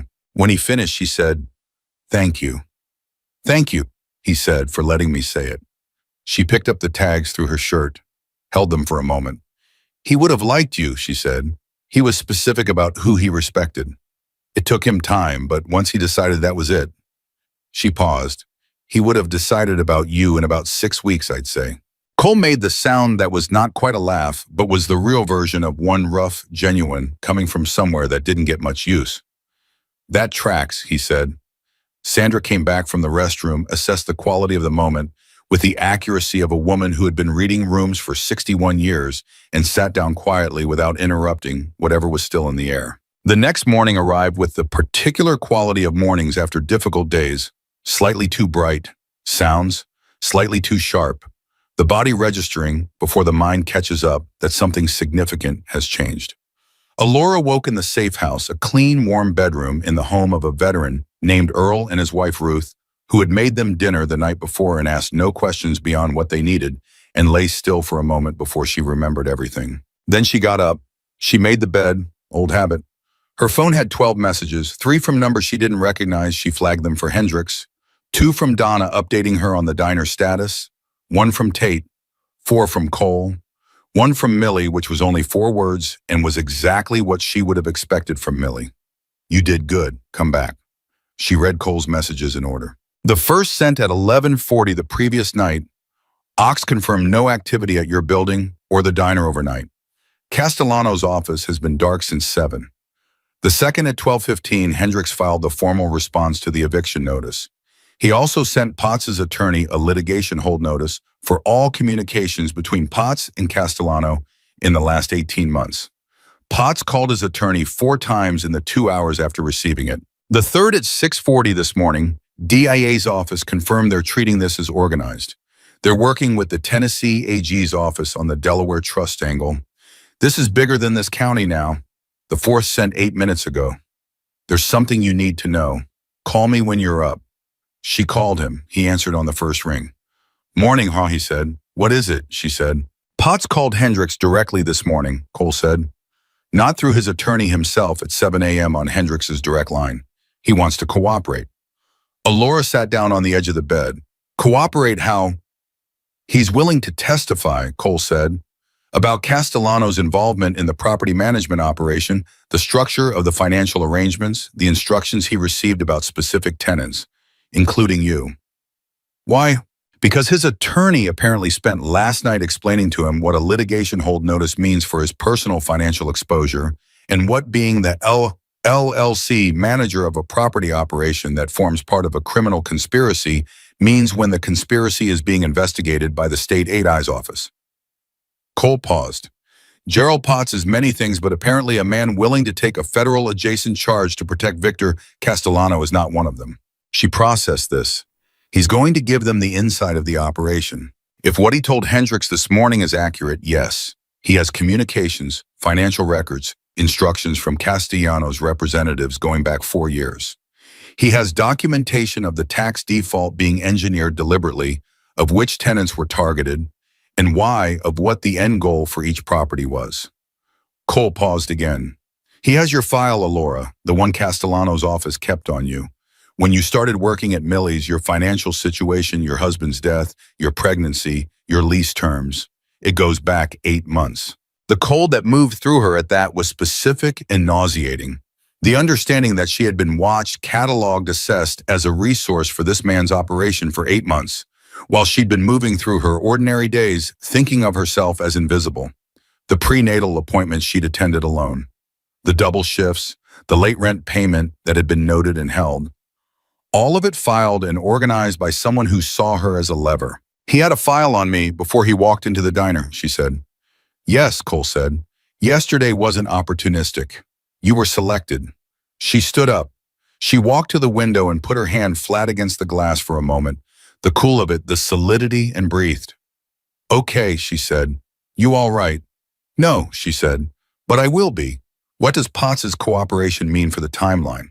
It accelerates everything, Cole said. Substantially. Hendricks thinks the AG's office could move on the criminal complaint within 72 hours if Potts's documents are what he says they are. The eviction notice is already legally dead. Hendricks got a call from the county court clerk this morning confirming a judge has agreed to hear the injunction request on an expedited basis given the criminal investigation. She let out a breath. 72 hours. The number had a shape to it, specific, measurable, survivable. There's more, Cole said, and this part I want to say carefully. Say it. The other tenants Potts has records on, there are 11 of them in this county alone. Families who were pushed out of properties over the last 4 years, people who accepted cash settlements to leave without understanding that the settlements were below market and structured to prevent future claims. Potts has the records of all of it. He paused. Hendricks is going to reach out to some of those families. With their permission with yours as the primary complainant, the investigation becomes a class-level action. Not just what happened to you yesterday. The whole pattern going back 4 years with names and documentation. She thought about what she'd said to Cole the previous afternoon.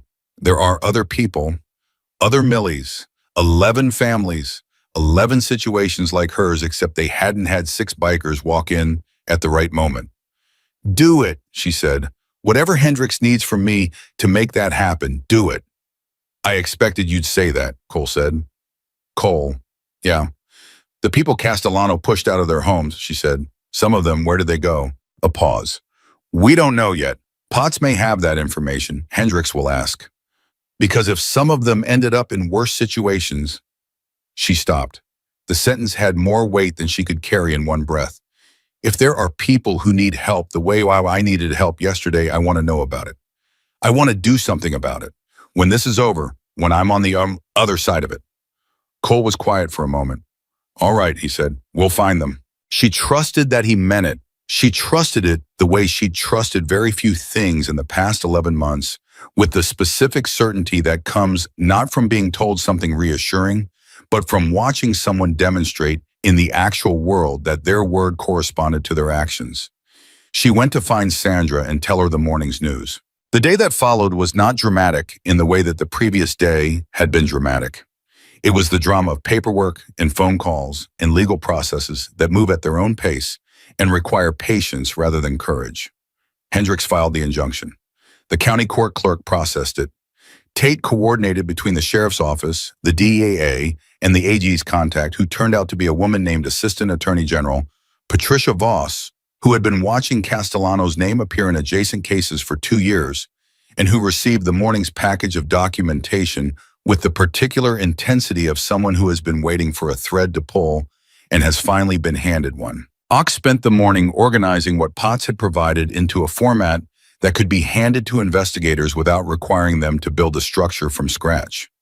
He worked with the focused, methodical efficiency of a man who did this kind of organizing regularly enough to have a system, and he did it at a table in the safe house's kitchen while Ruth brought him coffee at intervals and didn't ask questions, which was its own kind of grace. Cole drove back to Kellner Creek twice during the day, once in the morning to sit with Millie for an hour and walk through the regulatory complaints Castellano had filed against the diner, each of which Hendricks had already flagged as retaliatory, and which the county's code enforcement office, once contacted by the AG's representative, began treating with conspicuously less urgency than they'd shown the previous afternoon. The second time in the afternoon, he went to Alora's apartment building on Clover Street. He called her from outside it. "I'm looking at your door," he said. "Okay," she said. "Tell me what's in the baby's room that you need." She closed her eyes. She'd been expecting this call and had been thinking about the answer to this question in the quiet intervals of the day. What was necessary? What was replaceable? What was the essential core of what she'd built in there? "The mobile," she said. "The one on the ceiling in the corner, over the crib. James and I picked the colors together. It's yellow and white. It has small birds on it. I need that." "Got it." The box on the kitchen counter, brown cardboard box, the lid is taped down. Inside it's James's things. Things he sent back from deployment and things from after. "I need that." "The box is the priority," Cole said. "What else?" She told him. The crib could stay too large for now. She'd retrieve it when the housing situation was resolved. The dresser too. What she needed was smaller clothing documents, the box, the mobile, the small blanket that had been her grandmother's that she kept on the back of the couch. The prenatal files in the folder on the kitchen table. Her laptop. He was back at the safe house 2 hours later with everything she'd listed. He set the box down on the kitchen table without ceremony. He'd wrapped the mobile carefully in a dish towel so nothing would get bent. She picked up the mobile and held it for a moment. The small yellow birds. The white wire frame James had called practical and charming, which was exactly the combination he'd been looking for in a child's bedroom fixture. "Thank you," she said. She was running out of ways to say it that felt adequate, but she kept saying it anyway because it was the truest thing available. "Don't," Cole said, not unkindly. "This is not charity. This is not favor. You understand that?" "I'm starting to," she said. At 4 in the afternoon, the first consequence arrived that wasn't procedural. Tate called Cole. Cole put the call on speaker at the kitchen table where Alora and Sandra were both sitting. Tate's voice was crisp and contained and slightly faster than his usual pace, which Alora had learned meant he was managing something he found satisfying. "We've executed a search warrant on Castellano's office," Tate said. "A G's office pushed it through this morning based on Potts's documentation. We're 3 hours into the search, and I can tell you that what's in those filing cabinets is consistent with everything Potts described and considerably more extensive." "How extensive?" Cole said.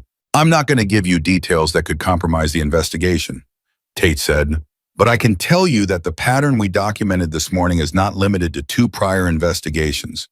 The documentation in that office suggests activity going back at least 9 years and reaching into 6 Tennessee counties." A pause. "He's been doing this for 9 years. The table was quiet. "Is he in custody?" Alora said. "Not yet," Tate said. "The warrant is for the office. An arrest warrant requires a different threshold, and we're building to it." His attorney made an appearance at the AG's office at 2 o'clock this afternoon. "He's aware that the search is happening." Which means Castellano knows we have his files, Cole said. Yes, Tate said, which is why I'm calling. Ms. Whitmore's location needs to remain secure. His attorney is already claiming the investigation is being driven by organized crime pressure. They're going to try to build a narrative that discredits the primary witness. They're going to come at me, Alora said. Not a question, not even particularly alarmed, just clear-eyed about the sequence. They're going to try, Tate said. Legally in the media if they can manage it through whatever pressure points they can find. I want you to be ready for that. I've been ready for hard things for 11 months, she said. I'm not new to this. A brief pause on Tate's end. No, he said. I don't think you are. After the call, Sandra made coffee. Nobody said anything for a few minutes. The afternoon light came through the kitchen window, and the house was quiet in the way houses are quiet when the people in them are thinking. 9 years, Sandra said finally. He's been doing this for 9 years. Yes, Cole said. How many families? Sandra said. We don't know yet, Cole said. We'll know more when the AG's office finishes going through what's in his office. Sandra wrapped her hands around her coffee cup. She had the look of a woman who was performing the calculation of 9 years of families displaced and arriving at a number that made her jaw tighten. And the 2 prior investigations, she said, the witnesses who withdrew. Yes, Cole said. Were they pressured, Sandra said, the way Alora was pressured yesterday. Cole looked at her. Probably, he said. We'll know more when they can be found and asked. Sandra nodded. She looked at Alora. You were the first one who didn't back down, she said. Alora thought about that, about the moment in the diner when she told him she wasn't going to call him, about what that had cost, the slap, the eviction notice, the envelope, the letter about her parking lot, about what that refusal had set in motion. She thought about all the people who had backed down, who'd had every reason to back down, who'd been alone in the way she'd been alone for 11 months, but without 6 bikers walking through the door at the right moment. I almost did, she said honestly. Back down. There was a second when he first mentioned my building when I understood how much he knew. There was a second where I thought about just going along, just being compliant enough to make it stop. What stopped you? Sandra said. Alora looked at the box on the table, at the dog tags she could feel through her shirt. She put her hand on her stomach. James, she said simply, I thought about what he would have done, and then I didn't have to think anymore. At 6 that evening, Cole's phone rang again. He looked at the screen, and this time his face did something new. Not the surface calm, not the careful assessment, but something that was actually close to surprise, which she had not seen on him before.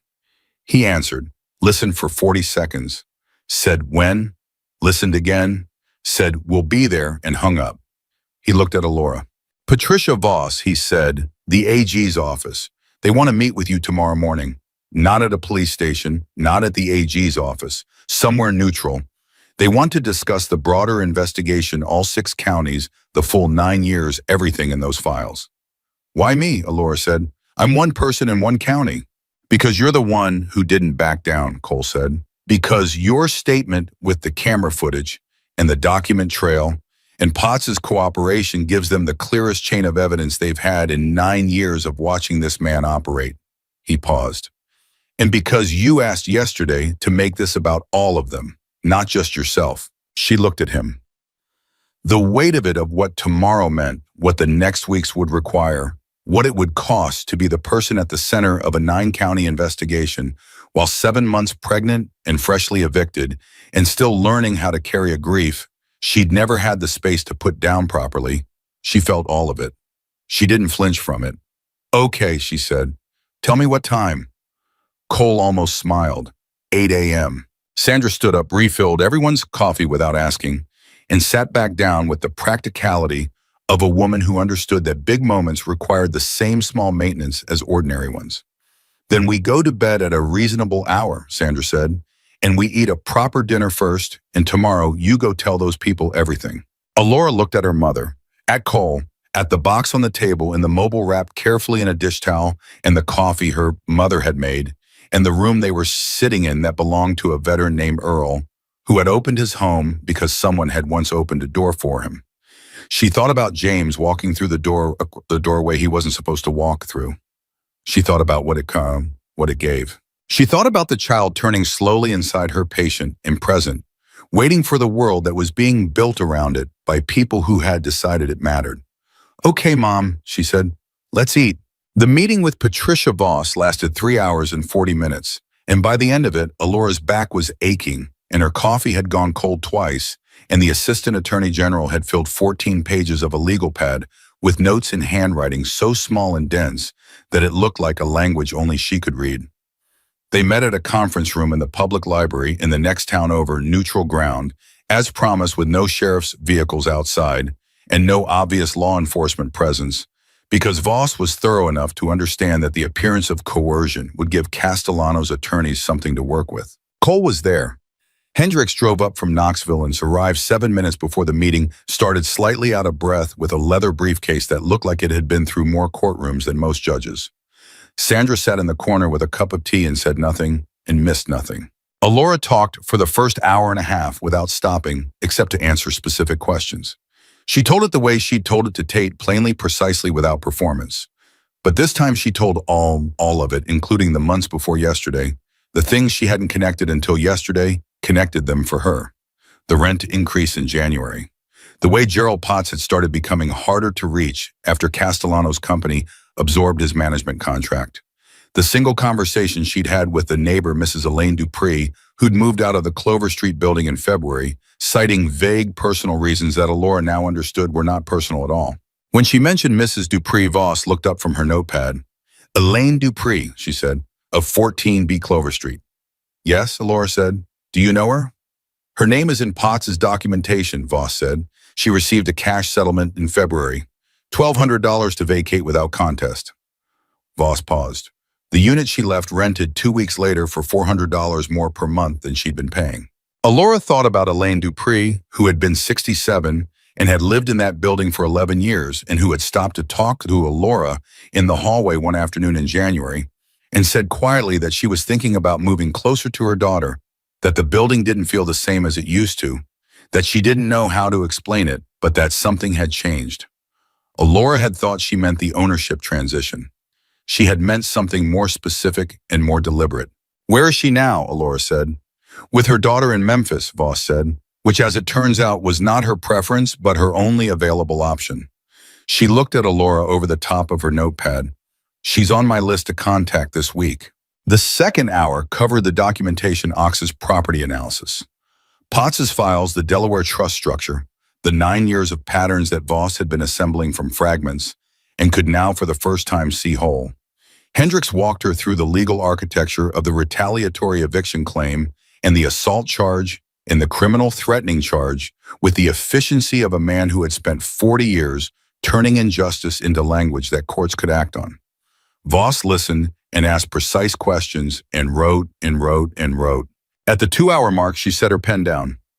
"I want to tell you where we are," she said, looking at Alora directly, "and I want to be honest with you about what's going to be hard." "Please," Alora said. "Victor Castellano will be arrested," Voss said.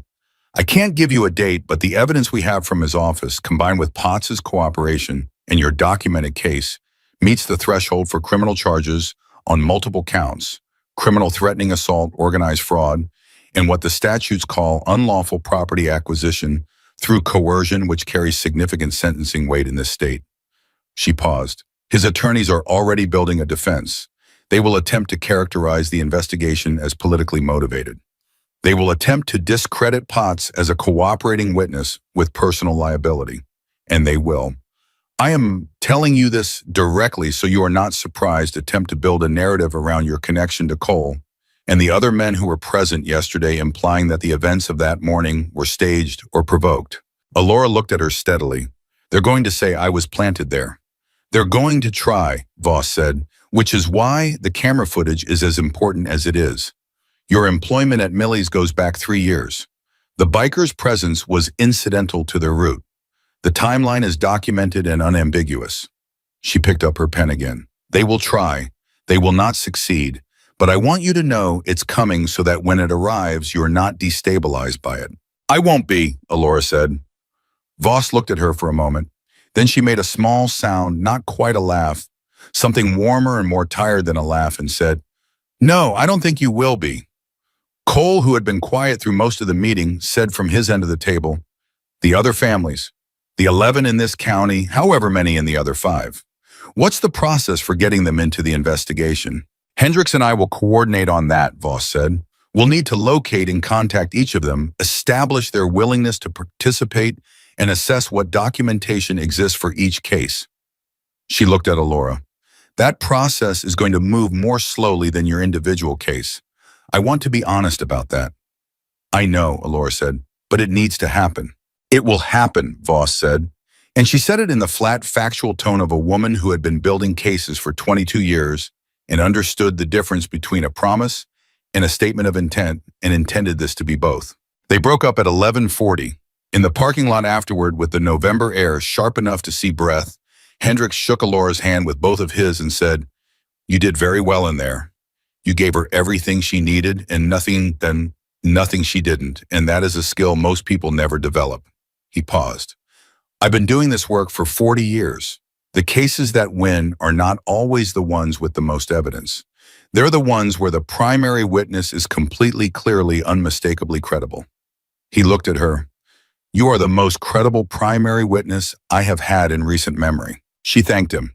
She meant it. He got in his car and drove back to Knoxville. In the parking lot with Sandra talking quietly to Cole near the cars, Alora stood still for a moment and let the cold air move through her. 7 months and 3 weeks. The baby had been particularly active since morning. She'd been aware of it throughout the meeting.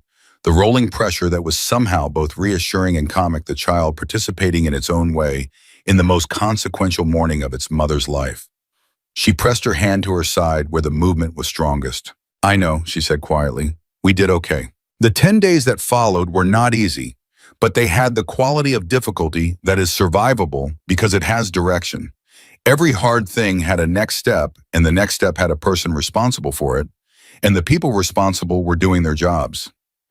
It was a revelation, she realized somewhat embarrassingly, the revelation that this was what it felt like when systems worked, when institutions functioned as intended, when the people inside them had not been compromised or worn down or purchased.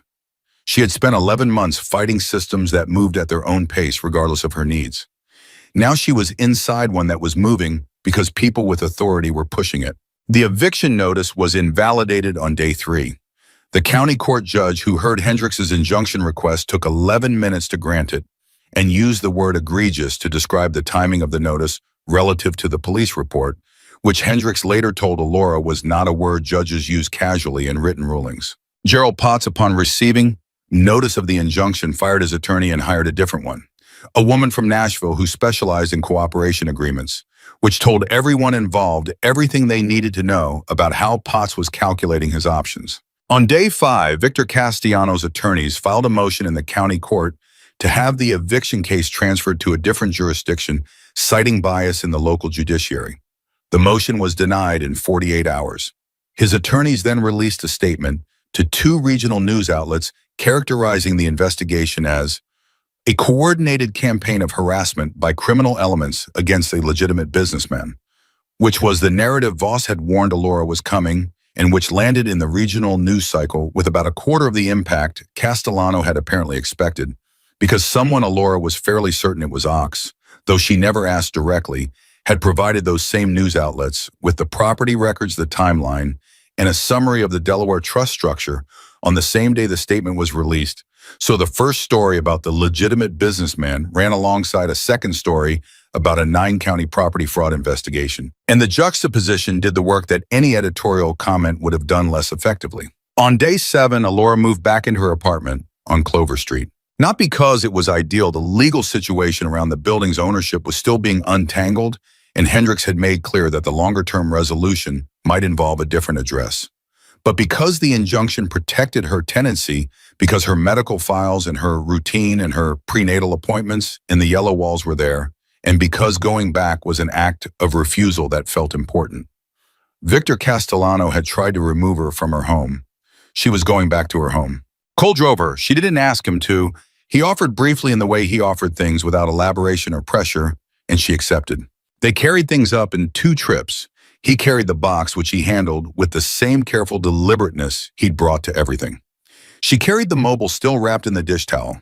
He helped her rehang it in the baby's room, standing on the step stool she used to reach the ceiling hook adjusting the wire until it balanced the way it had before. She stood back and watched it spin. The small yellow birds moved in the air from the heating vent, exactly as she'd left them.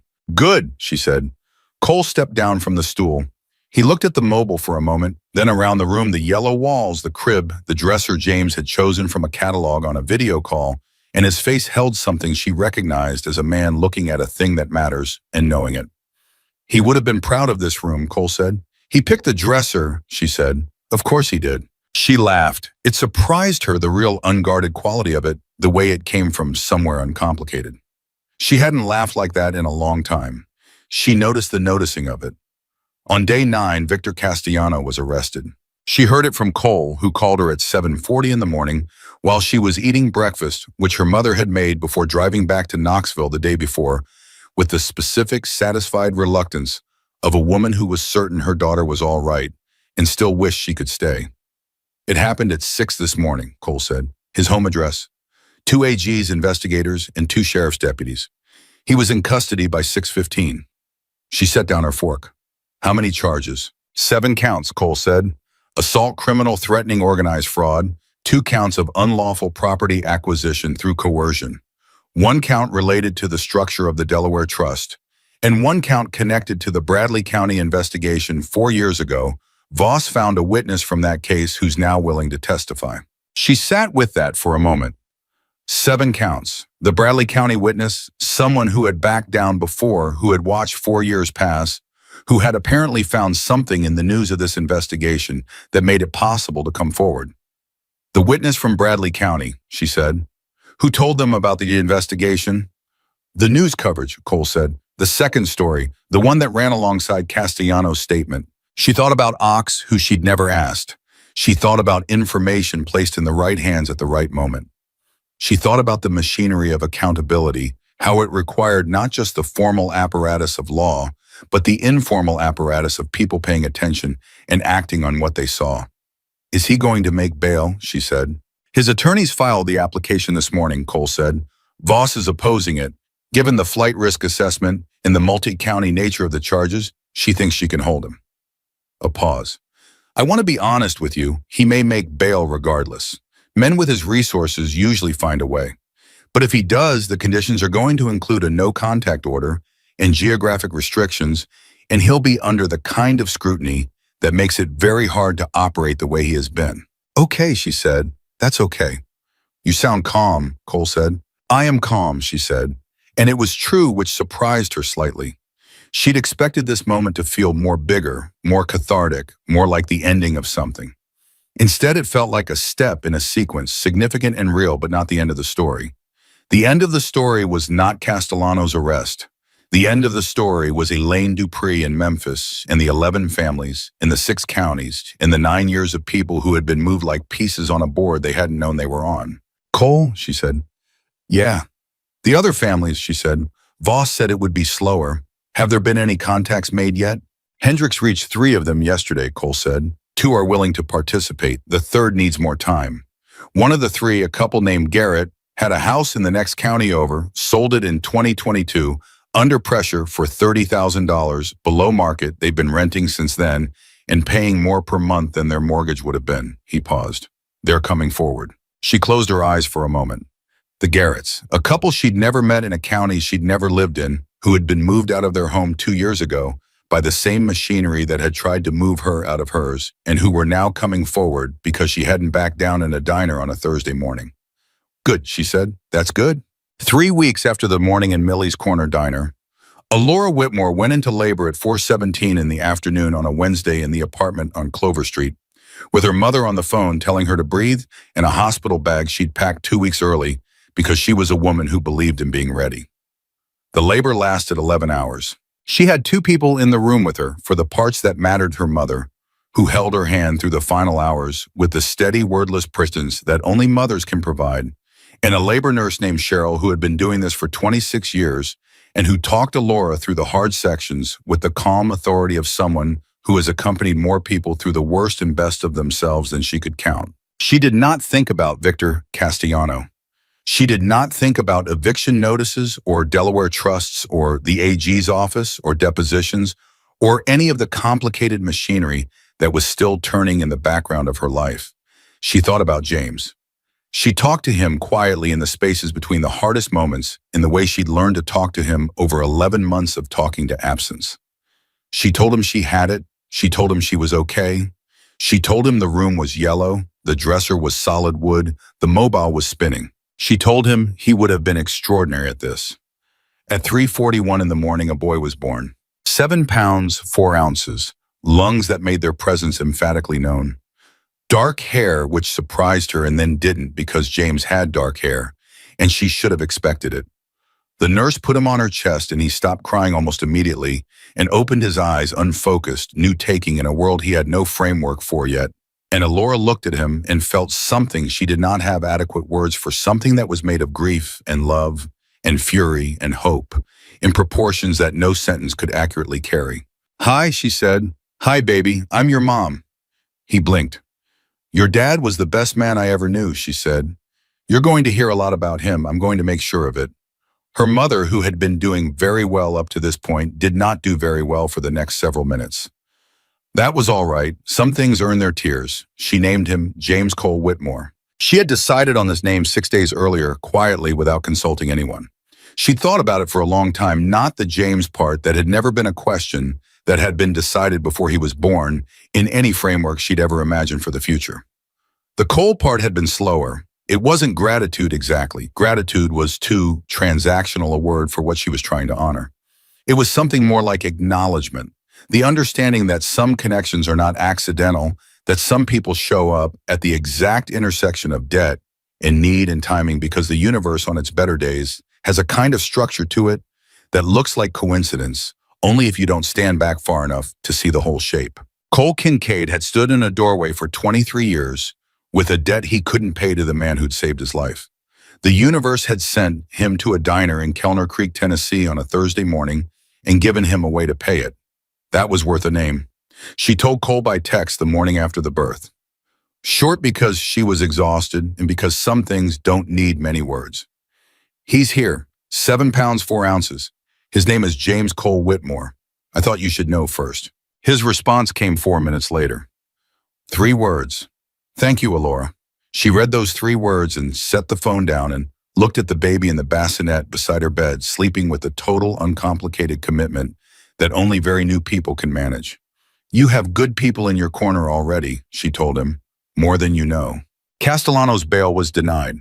Voss had argued it effectively, the multi-county pattern, the documented history of witness intimidation, the Bradley County witness, the flight risk profile of a man with the financial resources to disappear if he chose to.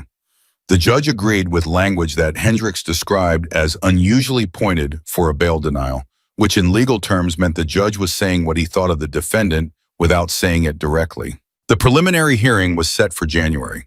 Potts had signed his cooperation agreement.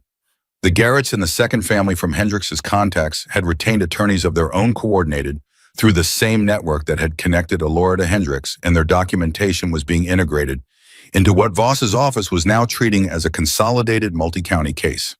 The Bradley County witness had given a formal deposition that Hendricks described as devastating, which was his highest register of approval. In the 3rd week after the birth, on a Saturday morning, Cole came to Kellner Creek.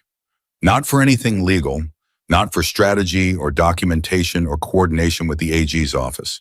He came because Alora had asked him to, and because he had told her he would tell her everything, and there were still things she hadn't heard yet, and because James Cole Whitmore was 19 days old and had not yet met one of the people his name was built from. He sat in the chair beside the couch, and she sat on the couch with the baby in her arms, and the apartment was quiet and warm, with November light coming through the window, and he told her stories for 2 hours. The good ones, the terrible jokes, the worn paperback, the way James had talked about home, with the precise, specific love of a man who knew exactly what he was fighting for. He told her the one about the goat that had appeared mysteriously in their FOB in week 3 that James had decided belonged to the unit, and that the unit commander had decided absolutely did not belong to the unit, and the 3 days of diplomatic negotiation that followed, which James had lost technically, but won in spirit. She laughed until the baby startled and looked at her with the affronted expression of someone who had been resting peacefully and found this unreasonable. "Sorry," she told him. That was a good story. Cole watched the baby with an expression she'd never seen on him before, open unguarded with the particular quality of a man looking at something new in the world and finding that the world is in this specific instance genuinely okay. He looks like him, Cole said, around the eyes. I know, she said. I noticed that first thing. A pause. The quiet kind, the kind that doesn't need filling. How are you doing? Cole said. Actually, she considered the question with the seriousness it deserved because he was asking it the way he'd always asked things, plainly wanting the real answer. I'm tired, she said, in a way that goes past sleep deprivation, though there's plenty of that too. I'm still processing. There are days when everything that happened, the diner, all of it feels like it happened to someone else, and days when it feels like it happened this morning. She looked at the baby. But I'm not afraid. That's the thing I keep coming back to. I went a long time being afraid, in a low-grade way, of all the things that could still go wrong. And I'm not afraid anymore. I don't know exactly when that changed. I think I do, Cole said. She looked at him. When you told Castellano you weren't going to call him on him, Cole said, I watched it happen from across the room. You made a decision in that moment, I could see it, and the decision wasn't about him. It was about who you were going to be in that situation. And once a person makes that decision, the fear changes. It doesn't go away, but it changes into something you can use. She sat with that for a moment. She thought he was right. She thought it had been that moment, the one where she'd understood what he was and what he wanted, and had chosen without quite planning to choose to be someone who didn't give it to him. James made that kind of decision, she said. In Fallujah, he wasn't supposed to come through that doorway. No, Cole said, but he did. Yes, because someone needed him to, she said. Not because it was safe or tactical or within his assignment. Just because someone needed him, and he was the one who could. Cole nodded slowly. That's exactly why. She looked at the baby who had fallen back asleep with the specific total ease of someone with no outstanding concerns. That's who he comes from, she said. That's the inheritance. The investigation moved forward through the winter. Castellano's trial was set for spring, then delayed by his attorneys to summer, which Hendricks said was predictable, and Voss said was fine because every week of delay was a week of additional documentation being assembled and additional witnesses finding the courage to come forward. By January 8, families across 4 counties had joined the consolidated case. By February, that number was 11. By March 14. The first Voss called to Laura about directly was a woman named Rose Tanner from a county 2 hours east who had been pushed out of a property her family had owned for 3 generations, a farmhouse 20 acres. The kind of land that holds a family's history in every fence post and field through a manufactured tax irregularity and a predatory buyout structured by Castellano's Delaware Trust. Rose Tanner was 73. She had signed the buyout agreement in a lawyer's office alone without independent counsel, while a representative of Castellano's LLC held the pen out to her and told her the alternative was foreclosure. She had been living in a rental unit since paying more than she'd ever paid to live anywhere with the settlement money drained by the first 18 months of rent. Alora talked to Rose Tanner on the phone for an hour and 40 minutes. Rose was quiet and precise and had the specific kind of anger that very old wrongs produce, not hot, not loud, but deep and settled, and completely without the energy to forgive. She had kept every document, every letter, every notice. 3 years of paper in a shoebox because something in her had known, even when she'd signed, that the truth existed in those pages and that truth mattered even when no one was looking at it. I didn't think anyone would come, Rose said near the end of the call. I thought it was just me. I thought I'd made a mistake, and I was just going to have to live with it. You didn't make a mistake, Alora said. He made you believe you didn't have options. That's different. A silence on Rose's end. You're young, Rose said finally. 31, Alora said. That's young, Rose said. You have time to do a lot of good with this. Alora looked across the room at the baby who was in the bouncer chair Sandra had brought on her last visit awake and conducting what appeared to be a serious examination of his own hands. I intend to, she said. Victor Castellanos' trial began on a Tuesday in June. It lasted 3 weeks. The defense did exactly what Voss had predicted. The organized crime narrative, the staged incident, claims the attack on Potts's credibility as a cooperating witness with personal liability. Castellano's attorney was skilled and expensive and worked hard for every day of those 3 weeks. It wasn't enough. The camera footage was 14 minutes of unambiguous truth, and it had been authenticated by 3 independent technical experts, and there was nothing in it that could be reframed or contextualized into something other than what it was. The documentation of the property fraud was 9 years of records assembled by the AG's office, with Potts's cooperation and the additional documentation provided by 14 families who had kept their paperwork in shoeboxes and kitchen drawers and the backs of filing cabinets because something in them had known the truth mattered. The Bradley County witness, a man named David Kearns, 61, who had watched his business forced to close 4 years ago and had been living with the knowledge that he'd backed down from testifying, carrying that knowledge the way you carry things you're not proud of until the Tuesday morning. He'd read the news story and called Voss's office from his kitchen, gave testimony on day 9 of the trial that the courtroom received in the particular silence that truth produces when it's delivered by someone who has waited a long time to tell it and is now fully committed to telling all of it. Alora testified on day 11. She wore the dog tags. She thought about it, whether it was appropriate, whether it was too much, whether it communicated something that would be used against her in some way. She wore them anyway because they were true, and she had decided that everything she brought into that courtroom was going to be true. She was on the stand for 4 hours. Direct examination from Voss's second chair, cross-examination from Castellano's attorney, who was skilled and precise and found approximately nothing to work with.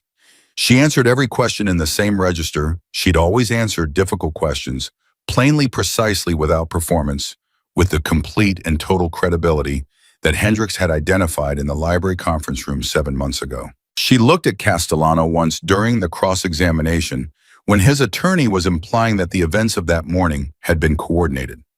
She looked at him the way you look at something you understand completely and are not afraid of, and she answered the question, and she didn't look at him again.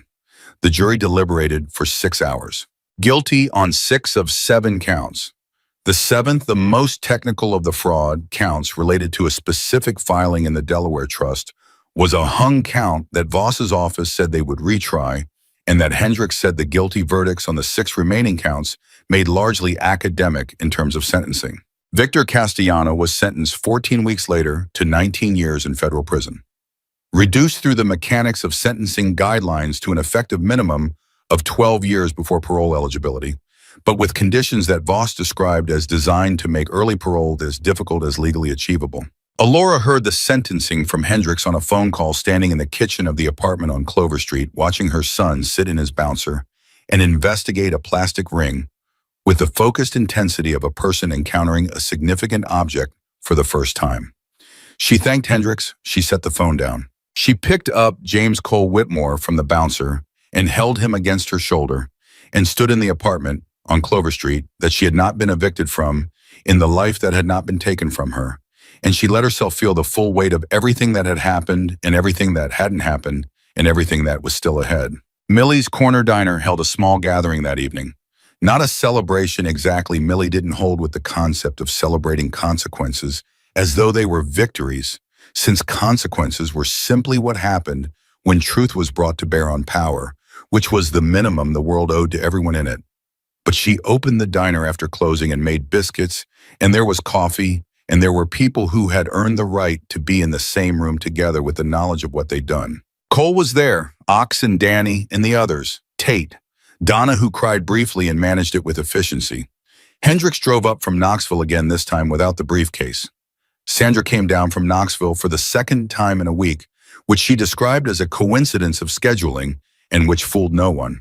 Millie sat at her counter stool and drank her coffee and looked around the room at the people in it with the expression of a woman who has lived long enough to know that the world contains both the worst of what people do to each other and the best, and that the ratio is not fixed, and that on certain specific evenings, in the right rooms with the right people, the ratio tilts in a direction worth marking. Alora sat at the corner table, the same table where Cole had first sat across from her 9 months ago, and asked her to tell him what she meant with her son in her arms and Cole beside her and her mother across from her. And she thought about James. She thought about what he'd said in a different context, in a different world, about the people who decide to have you and what that means. These are the people who have you, not because they're supposed to, because they decided to. She looked at Cole. He would have wanted to be here, she said. He is, Cole said, and he said it simply without sentimentality as a statement of what he believed, and she received it the same way. James Cole Whitmore made a sound against her shoulder, not a word, not yet, just a sound, the kind that very new people make when they are present and comfortable and aware, in whatever way new people are aware that they are where they are supposed to be. She pressed her lips to the top of his head. He came into a world that had tried to break his mother before he was born, and his mother had not broken. He came with his father's name and a second name that carried the weight of a debt paid and a life given back.